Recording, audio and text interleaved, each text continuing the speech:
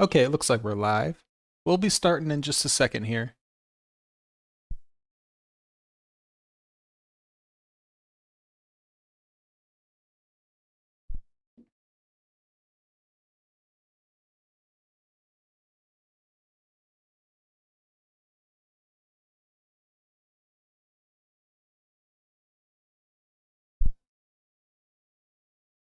Welcome to the Pipeline Podcast live stream. Today is November 16th, and we're going to be covering a podcast with Dave Smith and Triggernometry. It's right in the title here that I'm looking at. They're going to talk about war, Nick Fuentes, Tucker Carlson, and the American Empire. That's what they said. But we can expect, this was 4 days ago, so we can expect some pretty good takes, probably from both sides. Let's check it out. So if you're not familiar, I will say I'm not very familiar with Triggernometry. The most I really know about them is their episodes on Joe Rogan's podcast. Other than that, I don't really watch them. I know they're from the UK. And then we have Dave Smith, who is very much not pro-Israel. I don't really know where Triggernometry stands, even though I have heard people call them pro-Israel.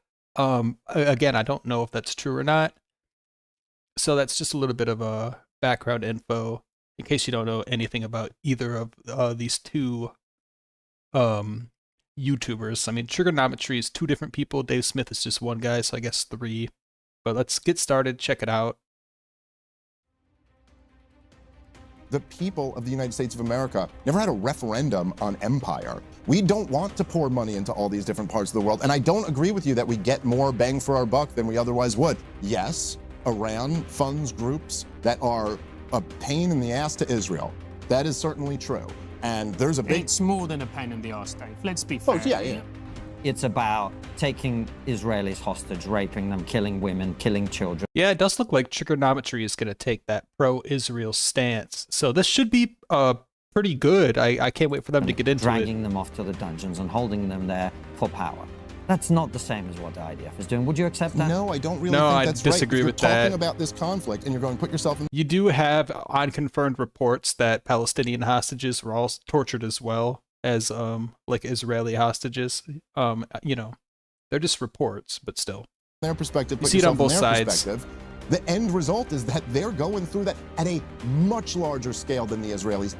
My issue comes with people when they interview the Nick Fuentes of the world and they do not give an appropriate pushback on ideas. I don't agree that if you don't push back on someone's ideas, you're endorsing it. Okay, I understand there's I can't wait to get into that. I'll say that and people who praise Stalin, but you can't praise both, man. Like, you gotta be good. You gotta be good on the other one. This episode is sponsored by our friends at Hillsdale College. Right after this episode, Sponsor. My husband used to ejaculate prematurely until this. My hubby is ejaculating so fast, and then he gets so anxious about it. Waiting to happen for a long time. The internet wanted it to happen. You're here. Nice to meet you. Thanks for coming on. Oh, thank you guys both for having me. I agree. It's been long anticipated. I'm glad we were able to make it happen. Yeah, and you and I got to say real quick, I love their studio, Triggernometry Studio. Individually, we've debated stuff before, and one of the things I've always really genuinely enjoyed about it is I think we come at the world from very different directions, but it's always a discussion of the issues. Yeah. And there's not enough of that. A lot of the conversations in our space have become very ad hominem, etc. That's not why you're here, and that's how we're going to approach it, I think. So yeah, I like what he's saying. If you're new to that concept, what he's saying is we might not agree on all of the issues, but we're willing to at least talk about it. And you don't get that with everyone. That's a pretty cool thing. For our angle. So speak for yourself. Yeah, Francis has a list of quotes from 2012. Yeah. Well, it would be great if me and you did a good faith debate, and then me and you just did like a vicious, and we could just go back and forth. I like that idea. We can try it out, try both ways. But anyway, it's nice to have you on. Before we get into it, a lot of our audience actually won't know your background or your story, who you are. They'll just know that they see you talking about certain things and whatever. So tell us a little bit about you, first of all. Well, I'm from here, from New York City, where we're recording this interview, and born and Okay, so Triggernometry, do they record in New York City? I didn't know that. Raised in Brooklyn, New York. I started stand-up comedy in 2006, I think. And then I became very interested in the Ron Paul presidential campaigns, and I got sucked down the black hole of being obsessed with all of these issues that we all talk about all the time. And then I've just been podcasting for the last 15 years or so. And it's for a long time to basically no audience. And then over the last few years to somewhat of an audience, which is better. And the Ron Paul thing that attracted you was his position on foreign policy and non-interventionism? Yeah, at first. That was the thing that really drew. So I was like, you know, I think much similar to you, we're like around the same age, and I think our kind of coming of age was 9/11 and the war on terrorism and the Iraq War specifically. And so at that point, you know, this is 2007 when I first found Ron Paul. So at that point, you know, the wars have been going really badly for several years. And also all of the pretenses for the war have kind of been exposed at this point of, you know, down to not just the weapons of mass destruction, but like every detail of it just wrong. And so I was essentially like, you know, I'm a Jewish kid who was raised by a single mom in Brooklyn. So I was like a liberal, but without like really thinking much about it. That was just the correct thing to be. So I had probably kind of like a standard liberal critique of George W. Bush, you know, and I liked the movie Fahrenheit 9/11 or whatever, even though, yeah, it turns out that was all wrong. But I was with the spirit of like, yeah, we're against George W. Bush. And I remember in 2006 being happy that the Democrats won the Congress back. And I actually, you know, I was really dumb enough to believe them at the time. I was like, well, that's the end of that. You know, they're not going to fund the war anymore. And so that was kind of like a moment of like disillusion where I was like, oh, for all the stuff that Nancy Pelosi talks, she's going to keep funding George W. Bush's war, even though she has the purse strings now. So I was kind of a little bit like, I'd woken up to that. And then when I saw Ron Paul in the famous Ron Paul Giuliani moment, I was like, oh, this guy is actually radically more anti-war than any of these Democrats who are kind of squishy on the issue. And I just thought his perspective like blew my mind on it. And it was something like when he really explained blowback and how these wars got started, I was like, wow, this really makes a lot of sense. So I was very interested in that. And then just because I liked him and I was interested, I read his book and I just wanted to learn more about him. And then he kept making the case for like free market economics and really free market economics, like substantially more free market than the free market. Basically what Dave Smith is saying is he's a libertarian. You know, typical advocates. And I thought to myself, like, that's got to be wrong. There's got to be something that like he's missing. So I almost wanted to read about it to find the flaw in it. And along the way, I ended up getting converted and became the libertarian day-walking autist that you see in front of you. Yeah. So that was kind of your journey, which was looking at 9/11 and everything that happened. I really would like if they did a little introduction on themselves, because I'm already familiar with Dave Smith, but I'm not familiar with trigonometry. And I don't think people understand, for our generation, that had a profound effect. It had such a profound effect because, you know, the crew that we've got, you know, they're younger lads and we talk to them and it doesn't resonate. But for us who grew up, because I'm pretty much the same age, right. There was before 9/11, there was after 9/11. It literally felt like there was day, then there was night. Yeah, I mean, it's like, and even now, looking back at it all these years later, it feels like the moment, you know, like in a time traveling movie, like that's the moment that we got to go back and change, because it didn't just change the mentality of the country and the Western world for that matter, but it actually changed the country. Like we live in a different country post 9/11 than we did before 9/11. We did live in a different world. Yeah, that's right. And I mean, there's like, there wasn't a Department of Homeland Security. There wasn't a TSA. There wasn't a war on terrorism. There wasn't this the Patriot constant Act. Emergency state that we've been living in since 9/11. You know, even in the immediate aftermath of 9/11, when they passed the Patriot Act, like even in the immediate aftermath of 9/11, it was controversial. There were people who were like, whoa, this is really un-American to start saying we don't need a judge to sign off on a warrant before we start surveilling people and all this stuff. And what they put into the Patriot Act, right, was like a sunset provision that, well, this will have to be approved every 6 years or whatever it is, and we'll have to come back and justify that the emergency is still here. But it just gets approved. I mean, I think they changed the name of it one year or whatever, but it just keeps getting, essentially my point is we've just accepted that we're in a permanent state of emergency since 9/11 and we govern that way. And I think it was, you know, we probably were ignoring a lot of problems in the 90s, but you kind of can't overstate to young people like you were talking about today how different the world was back then. It was so much better. So much better in So much so many better. ways. But look, there were racial issues obviously in America, but the obsession with racialism was just nothing like it is today, pre 9/11. The country was a much freer country. The government was a much smaller government, and there just was a feeling of security, perhaps an illusion of security that was really ripped away from a lot of people. And what happened is that there was obviously 9/11, there was Afghanistan, which you can debate, should we have got involved, should we not have, should we have stayed for so long? All of those questions, perfectly valid. But I think where most sane people say we made a colossal error was Iraq. Yeah. And Iraq, in many ways, I was thinking about this the other day when I was going for a walk, and people might get a little bit triggered by this, but it was kind of our generation's Vietnam where we went, oh, what you said and what the truth is, those are two separate things. Yeah. I would go even beyond that, which is it's not just what you said. It's like there were millions of people on the streets of Britain when we would have been, I don't remember how old we would have been, We would have 2003. we would have been 2021. So we'd be 2021. Millions of us protesting against this, saying the thing that then turned out to have been exactly true. I'll be honest, my first therapy that's session crazy. did not go well, but it taught me something important. You don't get the And yet our governments went and did it, and also made the world less safe and more unstable as a result. No, that's right. I mean, look, the thing with Afghanistan, right, is that the real catastrophe in Afghanistan was that because the choice was made to not, I mean, immediately after 9/11, even well before the army invaded, the CIA and special forces were taking out Al-Qaeda, cells in Afghanistan. I don't think anybody was arguing against that. Or if there is someone arguing against that, that's a very fringe, argument. But the decision was made that, no, we're not just going to take out the Al-Qaeda cells, but we're going to fight a regime change war against the Taliban, which is a totally separate thing. Like it's a much That's the whole 7 wars in 5 years thing.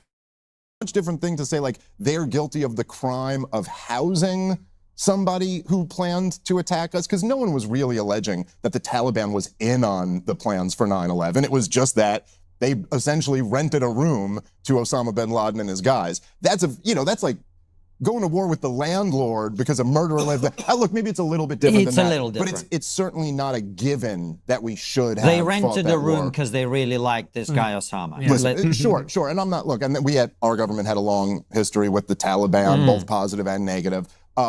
But yeah, I mean, look, the Iraq war, and then also just the fact that, like, the fact that they put this axis of evil together of Iraq, Iran, and North Korea, 3 countries that the only thing they have in common is that none of them had anything to do with 9/11. Like, it just clearly was not about that. And it was very transparent. I mean, I guess to this day, and maybe we'll debate it, like, people still debate what exactly the motivation to go into Iraq, or what exactly, led to all of these wars, or what the components were. But the thing that everybody kind of just knows is that the Bush administration had a bunch of war-hungry people in their ranks, and that they used 9/11 essentially as an opportunity to cash this blank check for war. And I do think, and I've tried to express this many times, because I do think it's like fair to be as charitable as possible. I think they believed in the hype. Like, I think that they believed, like, these were, like, when they said it'll be a cakewalk, I think that's what they envisioned. Like, that it was like, I don't know, this, again, they still had 90s mentality. Yeah. It was a cakewalk, but then they decided to stay there for 20 years. If they would have just rolled up on these armies, destabilized the government, like in Iraq, they did that in a couple days, and then left, like, you could take that as a win, but when you stay there for 20 more years, it doesn't look good. We're looking at the war in Serbia, or the interventions in the Balkans, or they were, and going, this will be easy. Look at the 91 war in Iraq. We could just go overthrow Saddam. We can the Soviet Union's gone. We could topple all these countries. But what it ended up being, I mean, is just like, the greatest catastrophe of the 21st century. I mean, just millions of people slaughtered, tens of millions of people displaced or injured. And, Vietnam and every of our last one of the generation. countries, every theater, worse off than it was before. And it's really interesting to see the impact that has had on America, because it's had an impact in the UK, but it hasn't had as visceral an impact as it has in the US. Yeah, that's I would just say that's because the UK might have been involved. They might have also been in Iraq and Afghanistan, but not to the extent that the United States was.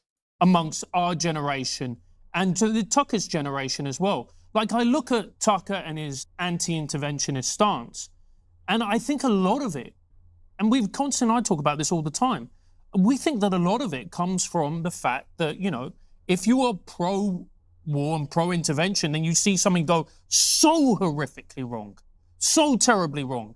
And it's not just the millions of people that die. It's also the servicemen that come back who believed in an idea, let's be fair, they had their lives completely ruined. And the number of them that then went on to commit suicide or develop drug problems, alcohol problems, that would, if I was gung-ho, which I wasn't, but if I was, that would really make me look at myself in a very deep and profound way. Yeah, I guess that's a good point. Yeah. Could you imagine if you like signed up for the military after 9/11 and then 10 years down the road found out you got sent to war to a country that wasn't even involved in the attack? Like, that would fuck you up.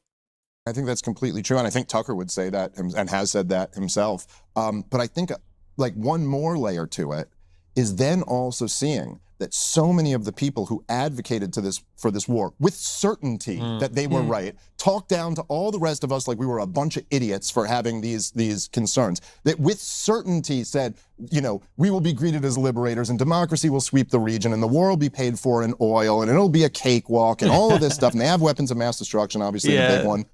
And then were completely unaffected by that, and then just started advocating for the next war and the next war and the next war with the exact same condescension toward people saying like, hey, well, what if this turns out to be a catastrophe? What if you're not right about all of this? Yeah, you see that nowadays with Iran.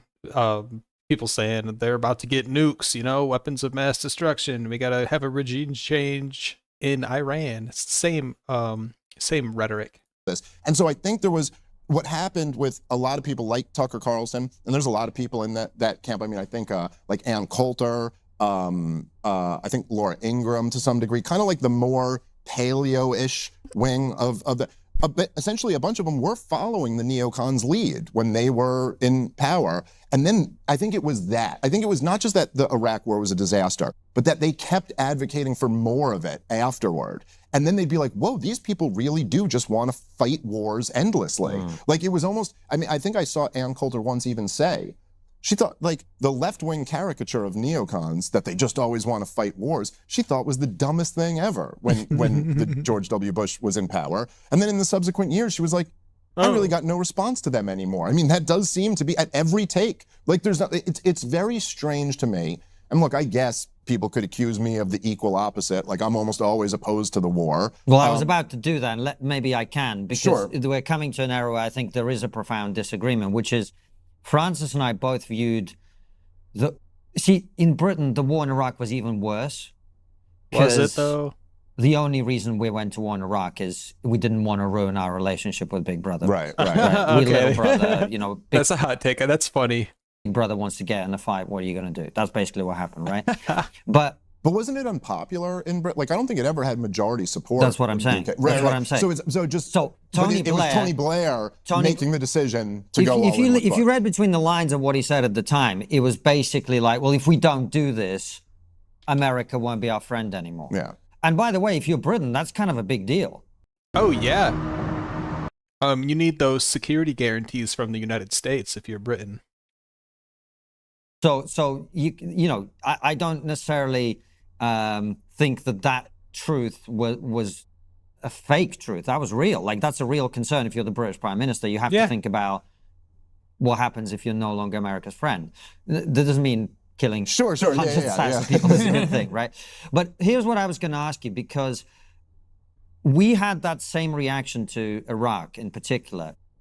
But I also think going to the other extreme and saying there is no situation when we have to go out, and particularly if you are America. And look, I know this is maybe an area we might disagree as well. You like it or not, America is a global empire. America's 5% of the world's population consumes 25% of the world's resources. That's why you guys are so prosperous. That's why you're doing as well as you are. It's why you get to have your way in all sorts of international debates and discussions and whatever. That's not the only reason. I would say if you're trying to sum it up to just one reason, it was the Industrial Revolution started in the United States. They got a huge head start. I would say that's a more important reason. But that empire is maintained. Also, just real quick, so about 46,000 British troops were involved in Iraq and Afghanistan, and about a little bit, like about 300,000 to 3 million U.S. troops were involved in the war in Afghanistan and Iraq. So the UK was at war, but they played a much smaller role. By sometimes getting the club out and going, you guys need to fall in line here. Is that a fair assessment? I mean, I think it's to some degree a factual assessment. I mean, yes, America is an empire, and in order to be an empire, yeah, there has to be like a threat of violence that you're going to have to use at times. So I don't disagree with that, but I guess I would just say that, like, you know, if we're accepting that as the premise that, like, look, America is this empire, well, then it's like, I do think at a certain point, because I see so many conversations about democracy and the rule of law and all of this. No, fuck all that. Well, I'm just saying, but that's my point. I'm Russian. It's like realpolitik. Well, that's the thing, which I think it almost leads you to accept. Look, the people of the United States of America never had a referendum on empire. We never decided that we wanted to be an empire. And in fact, I could argue that the peace candidate running for president almost always wins. I mean, like, it's almost always a huge advantage. You can go all the way back the last 100 years. And the Constitution, the law of the land, does not say that we're an empire. We're supposed to be a limited constitutional republic. And you can't be both. You can't be a limited constitutional republic domestically and a global empire abroad. Why is that? Because a government that is big enough to rule the whole world is also too big to be a limited government. It's too big to be a limited constitutional government. And in fact, it can't be limited. It needs to have emergency powers. It needs to be able to, as you just said, exert force anywhere around the world if someone's not acting the way you want to act. And so, to me, that's the whole essence of the game, is that it's like, if we're going to be an empire, we can't be a republic. I see. And so if you want to save the republic, we have to abandon empire. I see. That it's an interesting perspective. I mean, take. I'm not sure that's necessarily true in terms of the size of government, because you could have a very significant military and foreign service and the apparatus of government for dealing with foreign conflict while leaving your citizens mostly alone. I think that's possible. Well, you got to tax them to pay for it at the very least. Well, the thing is, this is what I was going to say, is you might need to tax them to pay for it, but think about what you lose when you cease being an empire. This is my point about 5%, 25% of the resources consumed, right? Like, are the American people really prepared for the consequences of not being an empire that dominates the world? Because you got to think, and this is kind of how the world works, and we do know this, America pulls back. That vacuum isn't going to stay there. We'd agree on that, right? Like Russia and China, or whoever else can. Yeah, he's kind of getting at, like, the U.S. is basically the world police. Would fill that void. We see this in Africa, right? America pulled out of Africa. The Chinese, to a lesser extent the Russians, but the Chinese especially, are basically coming in and taking over. Nature abhors a vacuum. So that's always been my argument, and I'm keen to genuinely hear your perspective on this, is like, America, you had Aramati on the show, who called it like He called it the Death Star. The Death Star. And that was quite funny. There were so many people who were livid in the comments. And But he called it the American Empire? Yeah. the Death Star? Yeah, that's Okay. funny. You know, it's called trigonometry for a reason. But my point being, right, is what the choice you have actually in the real world is between an American-led world, or a Chinese-led world, or a Russian-led world. And then I go, which of those would I rather live in? Right. Long good before take. 1776, before Washington and Jefferson, there was another generation. Men and women who crossed an ocean to build a new kind of civilization. They faced hunger, war, and wilderness, but they built communities, practiced self-government, and discovered that liberty and virtue Oh, this is an ad. from 1.5 liberty, ocean, and Okay, so I do agree, like, generally speaking, right, that, like, something will fill a vacuum. But I don't think the choice is between an America-led world or a China-led world or a Russia-led world. I think what ends up filling those vacuums, like, it's not inevitable that it's going to be a hegemon, that it's going to be one. In fact, Yeah, I think another realistic answer to that, instead of like China, would be like the UN could fill that vacuum. the unipolar moment, which I think is kind of over at this point, but the unipolar moment is the aberration. That's like usually not the way the world has worked historically, usually there are different competing powers and they have their spheres of influence. And then so in other words, yes, it might be true that there are areas where China fills the vacuum. But look, even which was kind of interesting, I think, to see over when Donald Trump first came in, right? When he was going, we're not going to fund the war in Ukraine anymore. Then you had European countries going like, okay, well, we're going to step up funding the war. I totally agree with. Right. So, but I'm just saying, so in a sense, the fact that America it didn't end up happening, but like, let's just say America withdrew in that instance. Well, there might be several other people who end up filling that vacuum. And you might, so like decentralization can also happen. It's not that a vacuum doesn't get filled, but it might get filled by multiple parties rather than one. America's still involved in the war, though. Right. No, I'm saying that didn't actually. That's not what he's saying. Actually end up happening. I'm just saying, but like, that's because you didn't pull out. Right. That's my point. That you didn't pull out, though. Exactly. If you had pulled out, Ukraine would get overrun, and then you've got a whole new problem. And this is kind of, I think, where the... I actually think he's wrong there. I might start a win-loss counter because that's a bad take. He's saying that if America pulled out of Ukraine a couple months ago, then Ukraine would have fallen to Russia. I don't necessarily know if that's true. It's hard to predict the future, you know? And to say that that is for sure what would have happened is, I think just a little bit outrageous. I wouldn't say that. Here, I'm going to do a win-loss counter. There's a genuine disagreement about the ideas of this, because I come from a place where we don't have political correctness in Russia. So people don't pretend that all of this isn't true. Right. You know, all of this stuff American people are told about, you know, we're going out there to spread democracy, or they hate us because of our freedom. I mean, with Islamists, and we'll get onto that, that is partly true, but generally speaking, it's about we want to control the land, we want to control the money, we want to control the oil, we want to control the rare earth minerals. Now, if we accept that, which I think we both agree on, then you go, well, do I want Americans being in charge of that? Or do I want the Chinese being in charge of that?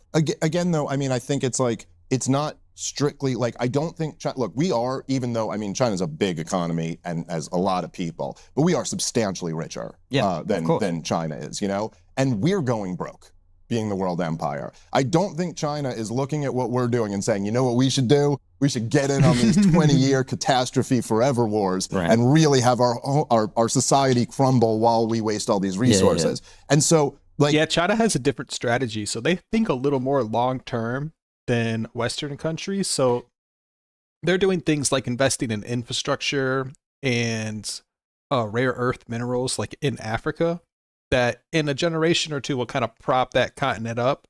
And then they fund these projects. They give loans to Africa. So Africa has basically like money ties, business ties to China. They're going to be paying those loans back for decades. So it promotes trade between China and like African countries that they've invested in. It's a different strategy.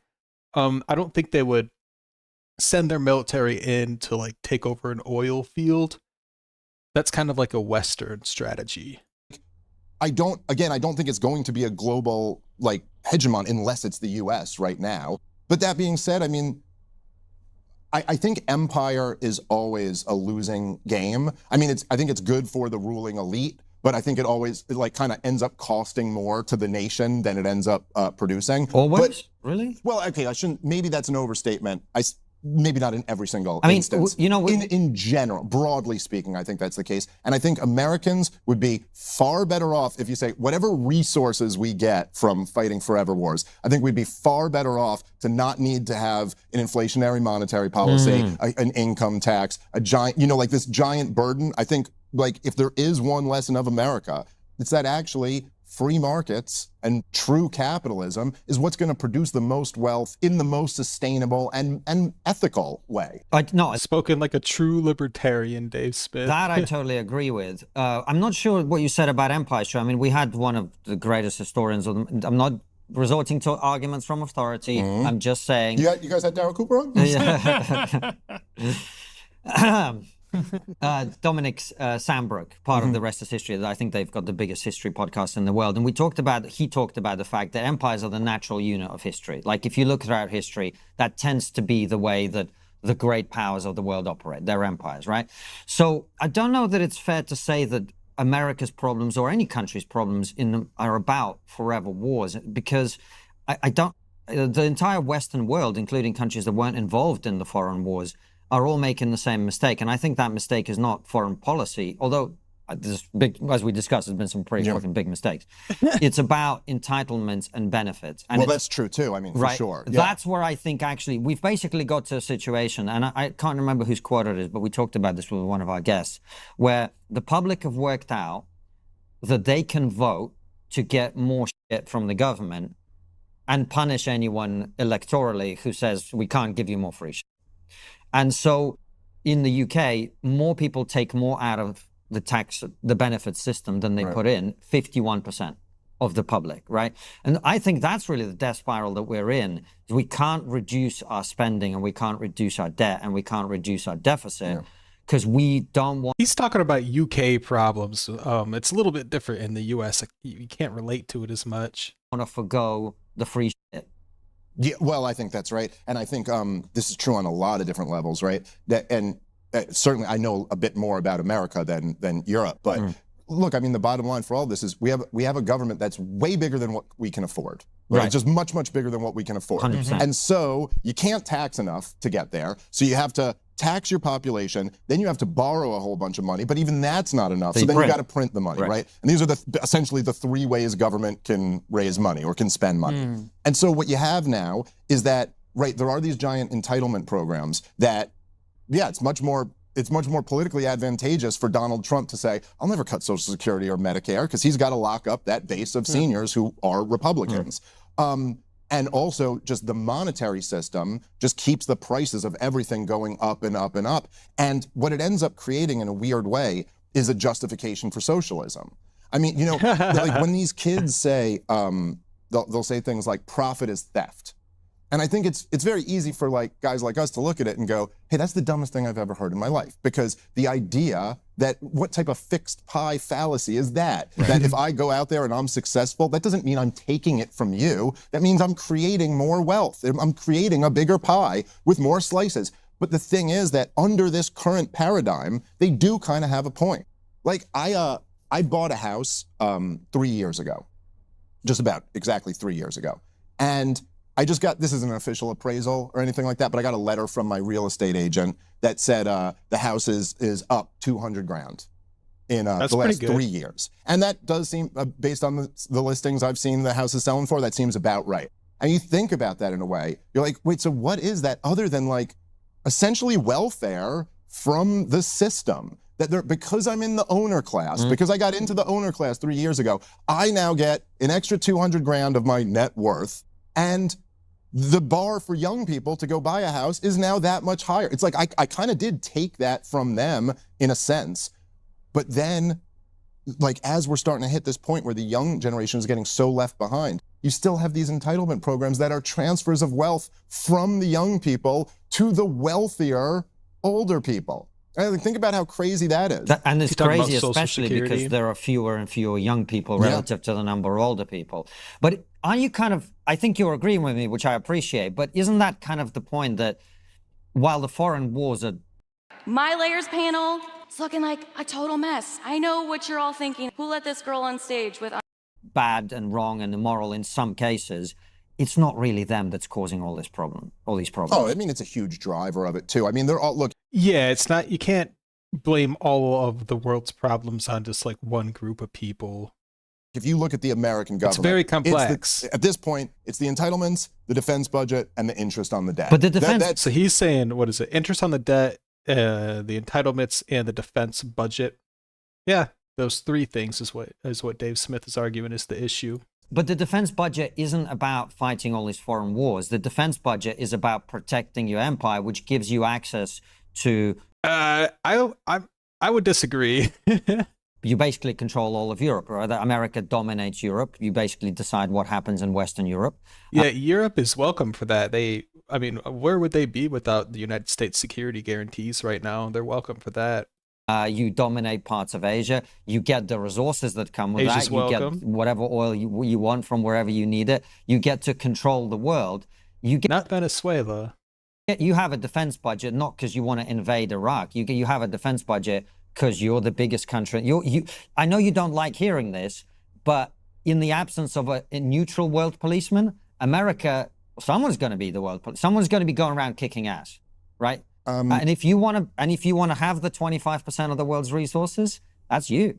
Yeah, I mean, I guess I don't mind hearing it. I think that is the way things are. But it's illegal under our Constitution. The American people never decided that they want this. And in fact, the American people are saying pretty loudly, we don't want this anymore. We don't want to pour money into all these different parts of the world. And I don't agree with you that we get more bang for our buck than we otherwise would. And look, it's very easy, even going into like these abstract conversations about like empire or who controls the shipping lanes or what would fill the vacuum if we didn't do that. Okay, but we still blew trillions of dollars on these. I mean, it's like $8 trillion for the war on terrorism total. On that. Yeah. Right. We agree it was a mistake. Okay, fine. But right. And we also agree, not just a mistake, but like a horrifically catastrophic moral mistake. Immoral, yeah. But also it's $8 trillion. I mean, that's a huge chunk of this. So listen, if you're arguing that entitlement programs, yes, they account for even more of the budget. And yes, they're a huge part of this whole, monstrosity of big government. So I agree with you on that. But no, I think, look, at the very least,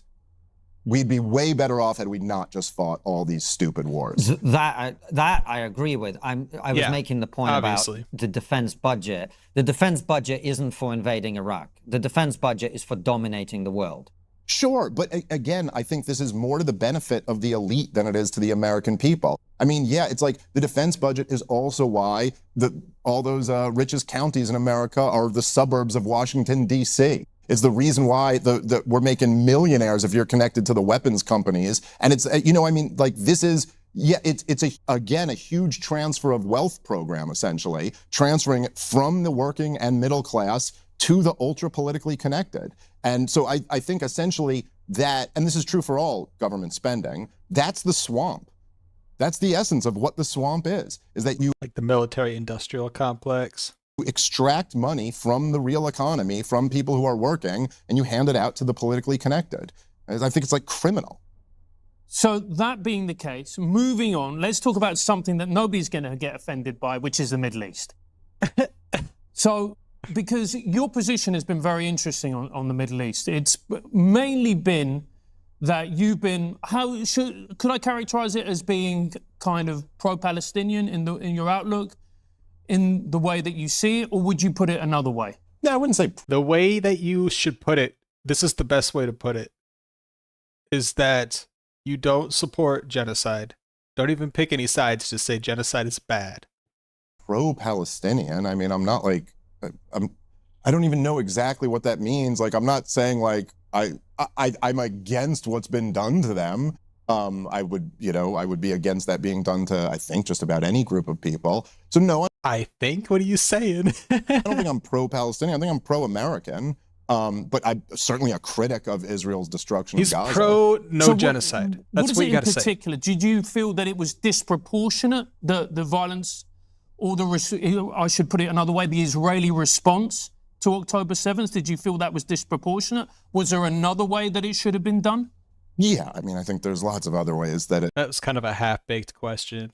It could have been done, and certainly it was disproportionate. But I think I think it's horrible, and I think that it's that America shouldn't be involved in it. I think it does nothing but cause a headache for our country.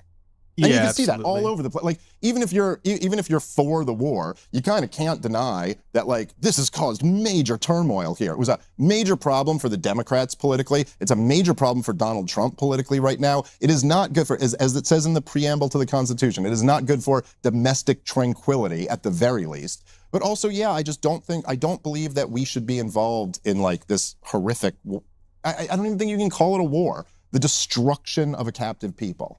Because there's a lot of people who would say, and I'm sympathetic to this, which is you have Iran, which are essentially funding terror cells right the way through the Middle East, Hezbollah, Hamas, amongst others, which are... Yeah, I mean, Israel also funded Hamas. Effectively destabilizing the region.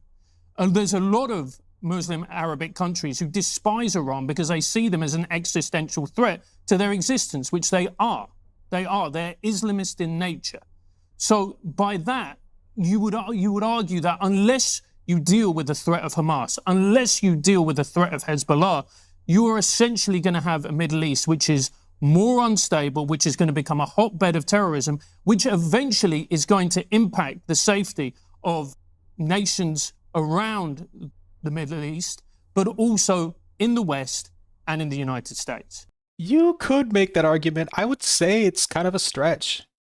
Yeah, I think there's been a lot of people who are arguing if we don't take this group out or that group out, it's going to lead to instability in the Middle East. And every single time we go to make that move, it leads to more instability in the Middle East. And I just, I flat out reject the idea that Iran is an existential threat to any of those Sunni states in the region. But Saudi Arabia, who are we talking about? Jordan, Egypt, like UAE. I mean, if you speak to people in those countries, yeah, I'm sure they're concerned about them. They're very concerned. Yes, of course. And there's a Sunni Shiite beef that's been going on for many, many years, and there's a lot. But the idea that, yeah, I mean, even if there is beef, what does that mean? The U.S. should go regime change Iran?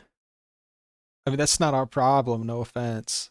Like, the U.S. sock puppet states over there are really threatened by Iran, I just don't think is right. They do feel that. Yeah, okay, fine, but like I don't think they're right about that. Yeah, Iran's been 3 months away from nukes for about 2 decades now, maybe longer. And I don't think Iran is taking over Saudi Arabia. Like, what do you mean existential threat here? They're going to take out one of these countries? Well, unlikely. Take out is, I mean, countries don't tend to take each other out, but go to war, they're fighting over interest. Like, they are a threat. They're fighting over interests. I think that's more correct. But I also think that there's an interesting thing where when you go like all these all the like Shiite terrorist groups, or I guess Hamas is whatever. But if you're talking about Hezbollah, Hamas, the Houthis, like the people who Iran has been in business with, and I think of those groups, Hezbollah the most, you know what I mean? Like there's real direct connections and training and stuff there. It's a little bit different with the Houthis and with Hamas, but again, those weren't the enemies of the American people. You know, when we go back to 9/11, and it's been really fascinating how like the war on terror just like totally shifted over to being this whole other group that has nothing to do with knocking our towers down or attacking the Pentagon or any of that. Our beef was always with the Sunni radicals, and the Sunni radicals are actually at war with a lot of those groups that you're talking about. So we've weirdly also done this thing now where we've picked sides, which I would say, I think has a lot more to do with security concerns for Israel than it does for the United States of America. But now, I hope they get into that topic a little bit more. We're on the side of Al-Qaeda in Syria. We're on the side of Al-Qaeda. We were in Libya. We're on the side of Al-Qaeda in Yemen. And so like, no, I actually don't think that's good for if you look over the last 15 years, the people who were destabilizing the regions the most were the bin Ladenite head choppers. I mean, that was really the major problem that we had there. And so fighting on those guys' side in all of these conflicts, I don't think has done anything. Well, the Sunnis have changed, right? The Saudi regime, the UAE regime, they are very not extremist. The Saudis used to spread extremism throughout Europe. They're not doing it now, the people in charge, right? So the extremists and the terrorists are mostly now being funded and spread by Iran, I think is Francis' point. Yeah, okay, but even that, I mean... Sure, I don't he's know not that wrong. I agree exactly with that. Right. I mean, I think you're probably right in your characterization of Saudi Arabia's and the evolution and the UAE. But at the same time, I mean, look, again, we all agree on this, but to go, what was the huge mistake here that Iran has all this influence in the region? It was the Iraq War. It was the dumbest thing they ever did, is that these neocons were convinced. You know, I was watching the other day, because David Wormser did this interview that was kind of like responding to me, which is just weird and surreal feeling, because it's the weird world that we're all in now. But he's like talking about, he's still arguing that like, no, if the Hashemites had taken over in Iraq, then the Shiites would have had to listen to them, and then Iran would have had to be nice, or Hezbollah would have had to be nice to Israel. But the obvious truth, which was predicted by many people in real time, was that obviously we had a dual containment strategy in the 90s, right? Obviously, if you took out Saddam Hussein, it was going to hand the region to the Shiites, who were much closer allied with Iran, and that was going to increase their influence in the region. So again, this is all George W. Bush and Barack Obama's fault. And yeah, that being said, I don't think that means that we should go into the next war to try to, push the balance back in the other direction. Agreed. Agree with that. Imagine having a personalized health that is absolutely each Before rippling, managing the company of finances ads. was just sad. Who approved this? Is that with Iran, when they use rhetoric like we want to wipe Israel off the face of the earth, you know that they are funding terror cells. There is the suspicion that they've got nuclear weapons. If you say those types... See, he's saying the same shit the neocons were saying to get us to go to war with Iraq. They might have nuclear weapons. We got to go kill their leader. ...of words, and you, let's say you don't get involved, and something awful happens, that's going to destabilize the world, whatever. Whatever happens, that's going to start a war. Well, I don't think anyone's speculating that Iran has nuclear weapons. I don't think. Right. Well, he is, and he's taking it to the farther point where Iran might have nuclear weapons and might blow up Israel. And what's going to happen then? That's why we should go regime change Iran. Crazy take. That is such a crazy take. They're on the point of maybe getting nuclear weapons, which is why the strike happened. Yeah, I guess I think that look, they chant mean things is not good, but that's also not a justification for a war, or it's nowhere even approaching a justification for a war. And I do think, but it goes beyond chanting mean things, Dave. Okay, but that is what you brought up. So I'm saying, like, look. I think when people look at these things, like in the same way that if you were looking at a trial, you don't just look at what the prosecution says, you look at what the defense says also. Even if it's a really, really bad person, you still look at what the defense says as well. If you talk to people, I've talked to several Iranians about this, but if you ask around, why do they hate America? Why do they hate America? What do you think the most common answers are? Like what? Because it's very clear. There's two that are really big that come up all the time. And it's not the same reasons why the bin Ladenites hated us. It's kind of different things. But the two big beefs they have is that we overthrew their government in 1953 and imposed the Shah on them. And the other one is that we backed Saddam Hussein when he did the worst thing he's ever done, which was launch the Iraq-Iran war. He killed 500,000 Iranians and used chemical weapons and all types of horrible things. Yes, they chant mean things about us. We could also look at the rhetoric out of DC and out of Tel Aviv, not too friendly toward Iran either. You know, we put them on the axis of evil after 9/11, invaded and destroyed the two countries that touched them, right? Iraq and Afghanistan. And they were on the axis. Now, so it's just kind of weird to hear Americans or Brits talk about their rhetoric and what a threat they are to the Western world. It's like, hey, there's been a lot. John McCain was singing. Yeah, who's the bigger threat, Iran or the United States? Like, who's more powerful? Bomb Iran when he was running for president. Hillary Clinton, you talk about threatening to wipe them off the map. What were her exact words, if you remember? It was something, when she had to overcompensate being like a woman running for president. And I forget her exact words, but it was something we will totally eradicate, totally decimate Iran, or all of these things. Well, the question was, if Iran were to launch a nuclear attack on Israel, what would our response be? And I want the Iranians to know that if I'm the president, we will attack Iran. Whatever stage of development they might be in their nuclear weapons program in the next 10 years, during which they might foolishly consider launching an attack on Israel, we would be able to totally obliterate them. Yeah, that was in 2008, and Iran still has not launched a nuke. That's a terrible thing to say, but those people who run Iran need to understand that. I think they understand it, or else they would have done it. Deter them from doing something that would be reckless, foolish, and tragic. And we actually have the might to do it. And we've attacked them. They haven't attacked us.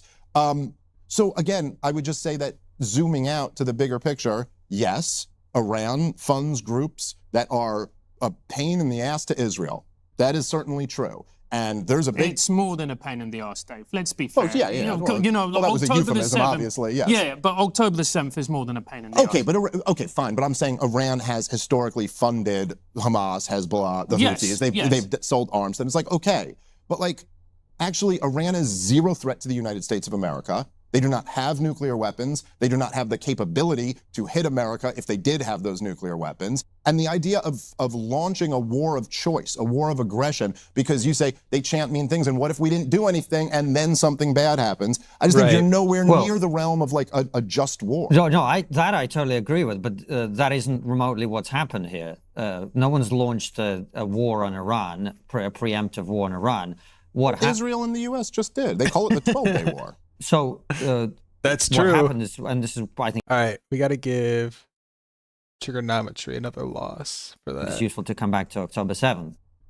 October 7th happened, and then it became very clear that Iran has been funding the organizations that have been attacking Israel this entire time. Now, you may agree or disagree about Israel being an ally, should be an ally or not of the United States, but Israel is an ally of the United States. So to the extent that, and you know, we had Yossi Cohen, the former director of Mossad, on the show to talk about the nuclear secrets they stole from Iran, which then they gave to the United Nations and everybody else to see for themselves. I mean, it's very clear Iran would like to have a nuclear weapon. And by the way, when we asked Yossi, why do they want? I mean, of course Iran wants a nuke. Their neighbor Israel, who hates them, is armed with nuclear weapons. Of course they want some as well.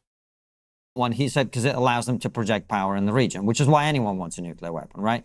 I think also the deterrent. You know, I mean, yes. And it's not even clear to me that they wanted a nuclear weapon. And forgive me, I'm not taking Mossad's word for it that they do. It seems it's not taking their word; it's the documents they stole. Well, sure, but they were very clearly so after 9/11, right?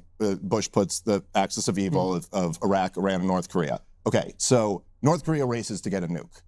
My husband used to ejaculate prematurely until this. Okay, so my husband has this fun habit. They get nuclear weapons. We've left them alone ever since. Saddam Hussein, in 2002, tells the UN, I'll allow inspections regimes to come in, kind of waving the white flag. Rather, Gaddafi later does the same thing. We'll get rid of our chemical weapons program. We'll get rid of our nuclear program, all of this. We go in and topple both of those guys, and they get killed publicly. Iran goes the middle, you know? So, like, North Korea developed nuclear weapons. Those other countries got rid of all their weapons. Iran went, hey, we're going to hang out here. We're going to let the world know that we've mastered the fuel cycle. We can break out and get a weapon if we want to, but we're not doing that yet. A kind of standoff of like, don't attack us because we could make a nuke, but, you know, we don't want to make it. But, you know, this kind of this vague game. But it's a latent deterrent. That's the idea here. And then they can negotiate from there. And that's where they were sitting down to negotiate, like what level of enriched uranium they would be at. So essentially, I guess the point is that it's hard to then look at them and go, this is very suspicious that you haven't gotten rid of your entire nuclear program. It's like, well, the last guys who got rid of their nuclear program ended up sodomized to death in front of an angry crowd of people, and the country that got nukes gets left alone. I totally agree with that, which is one of the reasons I actually believe that if the US and Europe doesn't help Ukraine have a peaceful solution that works, you're going to have loads of other countries pursuing nuclear weapons. Because if no one else is going to protect you, you might as well get a nuke. Like if Ukraine... That's actually a good point. You might give them a win for that. I like that. Let's replay that. It's a good point. And Europe doesn't help Ukraine have a peaceful solution that works, you're going to have loads of other countries pursuing nuclear weapons. Because if no one else is going to protect you... Right. So he's saying if like the EU and the US don't protect Ukraine, what's going to happen at the end of this conflict, if they do that, if they don't protect Ukraine, is there's going to be a bunch of other countries scrambling to get nukes just as a deterrent because they don't have their big brother, the US, to back them up. You might as well get a nuke. Like if Ukraine had nukes, it wouldn't have been invaded, right? Yeah, probably not. This is why one of my concerns about allowing these things to get out of hand is actually it helps nuclear proliferation. But the point about October 7th, which is why this is important, is ultimately you and I can agree, and Francis, I'm sure, does too, the war in Iraq was a mistake. Lots of mistakes have been made on foreign policy. The question is, what do you do when you are in the situation when October 7th has happened, right? And this is we've had people who have different perspectives on this conflict, as you know. So the Pipeline podcast's perspective on October 7th is that the IDF kind of dragged their feet to make sure the attack was as deadly as possible. They're the most sophisticated security force in the world, and they didn't see an attack coming. It is kind of unbelievable. And then you look at their response times. Also, one of the guys in charge resigned in disgrace because of allegations that he did have a slow response. So that's kind of where we stand on it. They used the opportunity to make the most of it so they could go max on Gaza. Yusuf was one of them. And I asked him what I think is a very legitimate question. Is like, what should Israel have done? Forget about the occupation. Let's accept all of that has happened already. All of that has already happened. Let's accept it. And I don't want to argue about it. I don't want to go into history because everyone's got their own arguments and blah, blah, blah, blah, blah. But it's happened. Probably because he'll lose that argument. What should Israel have done? And what, I mean, we were just on Rogan's show, and I think Rogan agrees way more with you than he does with us about this. But he was like, yeah, if this happened to America, we'd be as bad, if not worse. I don't know. I mean, I don't know. You know, it's... So I disagree with that, because if you've ever watched like Iraq, Afghanistan war footage, like combat footage, when the U.S. was invading those countries, it is very true that every time the U.S. accidentally like injured a civilian, they would like give them aid and take care of them and bring them to like even like a military hospital to like get treatment. You're not seeing that with the IDF. The IDF isn't bombing these buildings in Gaza and taking care of like the survivors, giving them medical treatment. They're actually bombing the like Doctors Without Borders that are trying to help these people. So I totally disagree with that. We could get into that, but let me just say, I'll say this first, and then I will very directly answer your question. But first, I will say, I don't think it's like, I get what Bassem was saying to you about that too. Like, I understand the argument of being like I could say the example I made at that Charlie Kirk event, with the now infamous Charlie Kirk event, but the comments that I made was like, hey, look, if you're pro-life, it's not like incumbent on you to have a plan for the baby's education or daycare or something like that. Like, you could just say, I'm against this option because I find this morally unacceptable, and then you figure it out for the rest. So like, my point is like, you can't just oppose what Israel did to Gaza and not have to come up with a solution. But I think it's also a fair question to ask. Well, I think it's fine to say this is morally over the line. No, not really, because ultimately they have to do something. Okay, well, fine. But no, I mean, I also, saying that, I also think it's an interesting question and kind of a thought experiment. So I can go to October 8th. I can't change anything that's happened before that. I have to inherit that world. And then what would we do after October 8th? Well, look, I mean, I do think, first and foremost, I think Netanyahu should have resigned in disgrace. I mean, Netanyahu's entire political career has been very openly built around thwarting the establishment of a Palestinian state. Forget about Netanyahu. Yeah, no, but this isn't, you're asking me the question. I'm asking I'm not asking what Netanyahu, I'm saying what should Israel have done? Right, well, he's the prime minister of Israel, so this is part of it. Fine, Netanyahu resigned. Look, also just the fact that... Dave Smith is now appointed prime minister of Israel following Netanyahu's resignation. But look, I mean... What does Dave Smith do? Well, sure, but I'm just saying, I mean, also the fact that it was his whole plan to prop up Hamas and keep them in power. That should be enough that you get out of the way now. Fine. First off, there should be a real investigation, man. And this is, I mean, this is something that still to this day, I know, of course, look, obviously there's a million clips of Charlie Kirk saying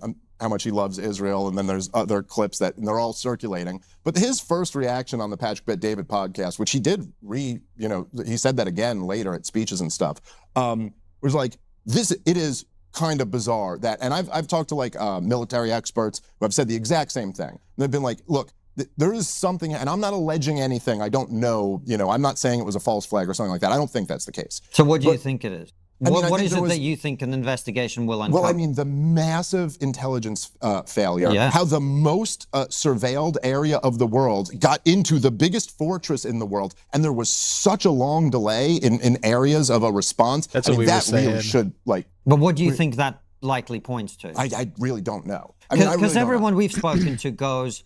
we've spoken to former soldiers, people who've served in the IDF, all kinds of people like that, and they basically say, look, we messed up on a whole set of levels. The intelligence people like Yossi blame the IDF blames someone else.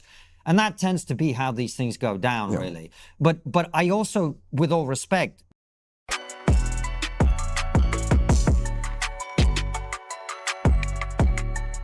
do get the sense that quite a lot of people that talk about, well, why did it take them 6 hours to do this and that? I mean, we've had former British paratrooper on the show goes, well, look, in the UK, we've got, I don't remember the exact stats, but we've got like X thousand soldiers who are like on prime active duty. But that's a 24-hour call-up situation. Right. We don't have, thousands of people on a 1-hour response time where they're in the barracks, they just pick up a rifle and head to the front line. So I think there's some pretty reasonable explanations for how that could have happened. Quite possibly. But what I get, with all respect, is that quite a lot of people who ask the question seem to be implying something, but they never say what it is that they're implying. No, I mean, well, Charlie asked the question. Yeah, what we're implying is that they were slow to respond to the incident, basically. Like, purposely. Question, was there a stand-down order? I don't know. I mean, You know, I don't know, but it does seem to me something really worthy of investigation and really getting to the bottom of that. Netanyahu did say this when we interviewed him, right? What? The investigation is super necessary once the war's over. Yeah, right. Once the war's over. Okay, fine. But you can't have an investigation in the middle of a war. I Especially guess. to your point with the person who oversaw the I'm not sure disaster. exactly. Why can't you have an investigation while they're bombing Gaza? Because why do the bombs have to stop dropping before we can look into that? Because they're running a war effort. Imagine being investigated while you're trying to manage a war. That doesn't work. Right? I guess. But anyway, I don't exactly understand that. But maybe. Do you know? Well, I don't know. No, I mean, I think imagine you run a podcast, which is a lot easier than running a war, right? Well, sometimes it feels like it. Yeah. Right? But imagine you were under the greatest scrutiny in America, being investigated by every department. This is actually how I feel when I'm running my podcast. You're not far off. Well, you've got to stop smoking weed then, because it's not that bad, right? But imagine you are being investigated by every department, and if you are found to have been responsible for a mistake that you made on your podcast, or someone that works for you made a mistake that then you have to cop the blame for, you get the electric chair. Would that affect your ability to run a podcast? I would say yes. Yeah, I guess so. But then at the same time, it's like, it's also an awfully convenient thing to be able to say, I'll prosecute this war, and as soon as I'm done prosecuting the war, then you can start investigating. And there's an incentive there to keep the thing going, of course, right? I don't think anyone who is in any way blamable for October 7th is desperate for that investigation to come as quickly as possible. I totally agree with you, of course. But come back. So back to the Netanyahu's resigned in disgrace. Dave Smith is Prime Minister of Israel. Well, look, I would say that I think there are, again, like, you know, even with like what you're talking about with Rogan, and where I think people will go like, well, imagine Mexico attacked America in this way. Like, what would we do to Mexico? But I also do think that, like, there's a really fundamental difference between Gazans attacking Israel and Mexico attacking America. Because Mexico, although obviously there's a huge power discrepancy between our two governments, they are a government with a military and some degree of sovereignty. And apparently there was huge protests in Mexico today over the Mexican president, the lady. It's much more like a Native American reservation. Okay, let's do that. But a Native American reservation where we never gave the Native American citizenship, and it's not a Native American reservation the way American Native American reservations are, where they can come and go as freely as they please, and it's just not we never gave the Native American citizenship. We still hold them on these reservations. We've had a blockade around this reservation and an occupation going back 60 years. No, in that scenario, I would not find it justified for the American military to start carpet bombing the reservation. No, in fact, I think you would have a responsibility to make this a police action. Like, you have to arrest these people. And before Netanyahu, there was a terrorism problem since the creation of the State of Israel, partially the Zionists and partially the Arabs. But throughout the entire history of Israel, it was only Netanyahu who ever treated the terrorism problem as like a problem for the regular old military. It was always targeted assassinations, special operations. Again, Gaza is the most surveilled area in the world. They can wait these guys out. They can touch them. They can target them. Now, again, it might put IDF soldiers at more risk than sometimes. That's a thing that all modern armies accept, that we will increase the risk to our own guys to fight wars in more moral ways than we have in the past. But I think that it should have been, there was just a way to do it that would have, short of like right on October 8th, right away, where they cut the electricity, cut the water, cut all that, just essentially announcing that we're at war with the civilian population. Look, dude, I know me and you we don't see eye to eye on this. I know we're on different sides of this, but just even saying, like, did you see, like, a few weeks ago when the ceasefire deal first starts, right? I'm going to ask you guys genuinely. So Hamas at one point, or Israel accuses Hamas, let's just say they're right. Hamas is slow rolling, returning the dead remains of some of the hostages. All the living hostages have been returned, but there are remains of dead hostages. And Israel accuses them of slow rolling. Let's even say they were. And so as a response to that, they go, we're halving the aid, cutting in half the aid that's getting into Gaza. As a response to Hamas slow rolling dead remains. Not saying that doesn't mean anything, but like, dead people are a little bit different than alive people. That you're gonna cut off the aid to women and children because of, like, it's war. Doesn't that, like, on some human level, don't you guys go, yeah, that's wrong? Like you shouldn't punish the civilian population like that. Well, when we launched our first bit of trigonometry merch, the issue is that the police action thing is really what this is all about, right? Because if you see this as a war, I mean, historically speaking, no country at war is required to provide aid to enemy civilians. That has never happened. Well, it's not a matter of being required to provide it. It's a matter of blocking the aid that international organizations are trying. Yeah, it's a little bit different. But whenever any country has been at war, this really hasn't been a concern of theirs ever. And Israel is doing way more than any country at war has done on this front. But it doesn't matter. I don't defend Israel. I don't say that everything they've done is right. I don't think they've done it the way that I would have done it. You are really not going to like the way I would have done it.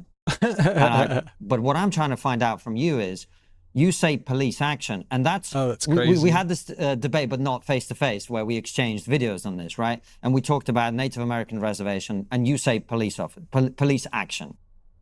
You've got 50,000 jihadi terrorists, jihadi as in willing to die for the cause.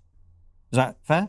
You shake your head. Maybe. I mean, I don't know. I don't think any of us really know for sure. But yeah, I think the Israeli government was claiming something like that. Are you disputing the numbers or the jihadism? I just don't know. I don't know what the number of jihadists who are willing to die. I just don't know. It's the number you're unsure about. Yeah. Okay, so it's not the jihadi part. It's no, there are jihadists, obviously. They are prepared to die. Yes, there are. So you've got, can we say, just so that we do agree, like 40 to 50 or 30 to 50? I have no idea. Maybe sure, let's say for 40 the sake of argument, sure. 40 to 50,000 people in a highly geographically concentrated area. Tiny area, right? Yeah, very tiny area. 50,000 people with pretty sophisticated weaponry, actually. IEDs everywhere, booby traps everywhere, anti-tank missiles, sniper rifles. This is a militarized terrorist organization. Do you really think you can deal with that in a police action? Well, I think you can certainly deal with it with targeted assassinations, special operations, the way Israel's dealt with their terrorism problem for their entire existence. But the point, again, about this is that I think that when if you occupying a country, let's say like after a war, you occupy a country for 6 months or for a couple years or something like that.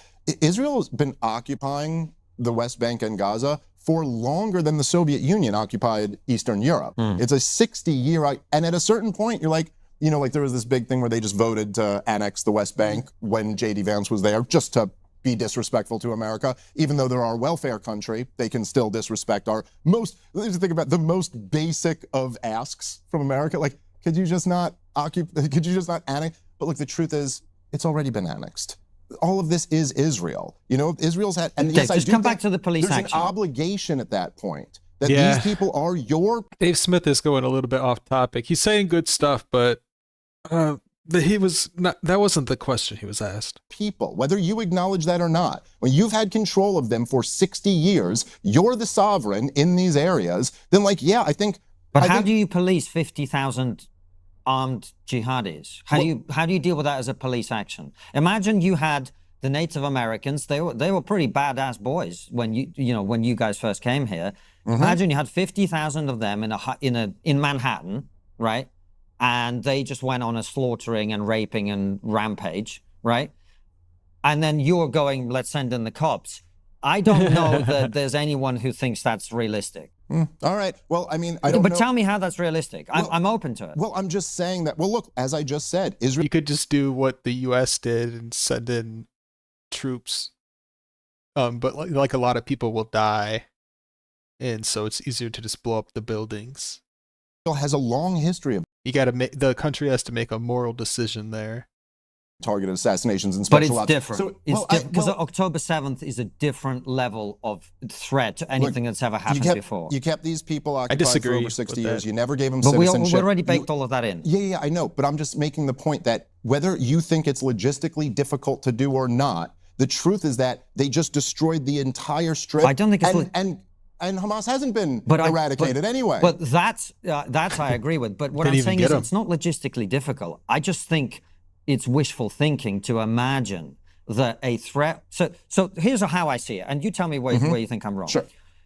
October 7th happens. If you're the Prime Minister of Israel, you shit yourself. You go, fuck, we're being invaded. Our people are being slaughtered. You might also be worried about the blowback on you. You were in charge. I hear all the things that I think you might say. And then you go, we can't live with this. That's what any president or prime minister of a country that had been invaded in that way would say. We cannot have this on our doorstep. I don't care about history. I don't care who's right, who's wrong. We can't have this, right? The people who did this, the people who funded this, the people who orchestrated this, the people who participated in this, they need to hand themselves in for justice, or we're going to kill them all. That's what America would do, right? I think that's a fair claim. I don't know about that. But I mean, look, I mean... So then they go in, and they are trying to eliminate Hamas. They're not trying to go in with special forces and take out Sinwar. They're not trying to take out this guy or the commander of this. They're trying to destroy Hamas. That's what they're trying to do. Now, if you think that's not the right reaction, I understand. I think most people would say, if this has happened to your country, America, Britain, that's what the overwhelming majority of people would demand of their government. If the Native Americans had done this, that would be the nature of the response. I don't believe it's credible to say that can be addressed on a policing basis. That's a large-scale military operation, and there's no other way to do it. What can be accomplished? Destroying Hamas. Degrading Hamas to the point where he just can't come back. Yeah. Now, I don't think that's been... they just blew up Gaza. It's a little different. Done, but okay. I mean, so look, I mean, I guess in your view, I wouldn't be able to degrade Hamas through police action or special ops or something like that. And in my view, it's like you're also not able to degrade Hamas. But my view comes with the bonus of not slaughtering 100,000. He just said earlier that they had it though, so we're gonna give them a loss. People. So that's kind of the difference. But let me just say, can I just, to your point, because I get what you're saying, and I do think there is something... They have degraded Hamas, though, Dave. It's like... They've killed a whole lot of them and probably created another generation of Hamas that will... they will be fighting for years to come. And we'll see how this whole thing works out. I'm getting very interrupted. I get excited. No, it's fine. Yeah. I'm guilty of the same thing. But I will say that, like, I do think there's this tendency for people to say, like, well, look, if you want to put yourself in the and me and Coleman talked about this a bit, but like, if you want to put yourself in the Israeli shoes, like, I'm fine with that. I think then we should also put ourselves in the Palestinian shoes, and then we should put ourselves in the American shoes. Well, that's or the British shoes for that matter, because that's what I really am concerned with. So I would say, first of all, I think it was Aaron Matei, actually, who had the line, which I really liked a lot, where he said, in order to buy Israel's the justification for this, you have to accept the premise that nothing can justify October 7th, but that October 7th can justify anything. And there is something where you go like, look, okay, I'm sure Israel could look at October 7th and say, we find this to be intolerable and we are entitled to a violent response. And if some innocent people get killed in that violent response, well, I'm sorry, but this just happened to us and we have a right to do that. You could get there from the Palestinian perspective too. It's different. And although, there are differences, but although... But the differences are what matters here. Okay, well, I don't know. I'm not sure they are, but so go ahead. Here's the difference. The difference with, say, you mentioned, for example, the Soviet Union occupying Eastern Europe. Mm-hmm. When Eastern Europe wanted to break away from the Soviet Union, they didn't invade Moscow and rape women. They didn't take hostages. The difference is that armed resistance, look, man, we're men. If people came to our place and started putting us in chains, we'd rise up, we'd pick up a rifle, we'd engage in armed resistance. But when you deliberately target civilians, it's not the same. It's not the same as dropping bombs on terrorist houses who deliberately put their families in those houses. It's not the same. And that's the difference. Yeah, see, I guess if it wasn't for all of the reports over the last 2 years, then like maybe I don't know. Is it that different than IDF soldiers taking target practice at kids, as multiple doctors in Gaza have reported? Is it that much different than the, what was it called, the Where's Daddy AI scheme, where they were following the terrorists back to their homes to take out their families too? I mean, like, no, I don't. Do you think Israel is deliberately killing civilians? Like, by definition, yes. Like, it's by what definition? Well, in the sense that, like, if you take in action that you know is going to result in civilians being killed, then it's deliberate. But it's the rules of war say that is what you should do. Yeah, the rules of war are a construct. I mean, listen, like, sure. We're talking about morality or logic here. But it's like, look, let's talk about logic. Well, you're again, like, again, all the reports, I mean, which you could go through, you go read Dave DeCamp's reporting for the last 2 years, and every single day there's been an article about another atrocity that was being committed against them. Now, there certainly is a difference between like the primitive nature of Hamas's attack and the barbaric nature of Hamas's attack, but at the same time, the end result of it is innocent people being slaughtered. I know it is. And that is, and if you... But there is a difference between Nazi Germany attacking Poland and the Western Allies responding. Would you agree? There is a difference. There's a difference. They both result in people being killed, but there is a difference. Because it's about the conduct and who initiates that particular phase of it, right? Is that fair? Yeah, but I think that... So I mean, this is the mean, difference with October the 7th. This is why it's a different category of violence, in my opinion. Because you've got a situation where a band of terrorists deliberately invade another place, and they don't attack. I mean, sure, they attack some IDF facilities. They killed a bunch of IDF people. They attack some IDF facilities, but really, it's about taking Israelis hostage, raping them, killing women, killing children, dragging them off to the dungeons and holding them there for It's power. a terrorist That's attack. not the same as what the IDF is doing. Would you accept that? No, I don't really think that's right. I mean, again, I think there's, if it makes sense, I just like to use like an example. It's almost like, you could say like, like Eastern European countries, as you know well, right, where there's a lot of corruption. And there'll be like low-level, primitive corruption type stuff. Like you could, if you're in, I don't know, there's countries if you're in Romania, it's kind of like a known thing, which is true, I think, in Mexico, too. Like, if you get pulled over by the cops, you could slip them some money and get out of it. Now, that's very low-level corruption, right? In the United States of America, good luck doing that. If you get pulled over for a DUI and you try to slip a cop a couple $100, I mean, maybe one time it'll, but I can assure you that is not a good idea, and you're just going to get another charge. We don't have low-level, primitive corruption like that. What we have is the prison guards union lobbies for mandatory minimums for marijuana. We have corruption on a much more sophisticated high, but in a sense, it is still corruption, right? So in the sense that, yes, Israel, when you're having a fighter pilot bomb a building and you say it's collateral damage, I understand where that is not, it doesn't get as visceral reaction. It's not as barbaric and primitive as like Hamas breaking into Israel and just kind of killing everything that moves and then dragging as many people back to hold in captivity. But again, Israel, when they did this swap just a couple weeks ago after the ceasefire, Israel released 1,700 Gazans that they've been holding without charges of anything. They've been doing this, by the way, since well before this latest conflict in Gaza. But you can't compare those two things either. Well, hold on. You can't compare those. You can compare them. Well, you can't. Maybe you can't equate them. You certainly can compare them. Okay, fine. You can't equate them, which is what I'm really saying. You can't compare people, many of whom are violent terrorists. And many maybe aren't. And many aren't.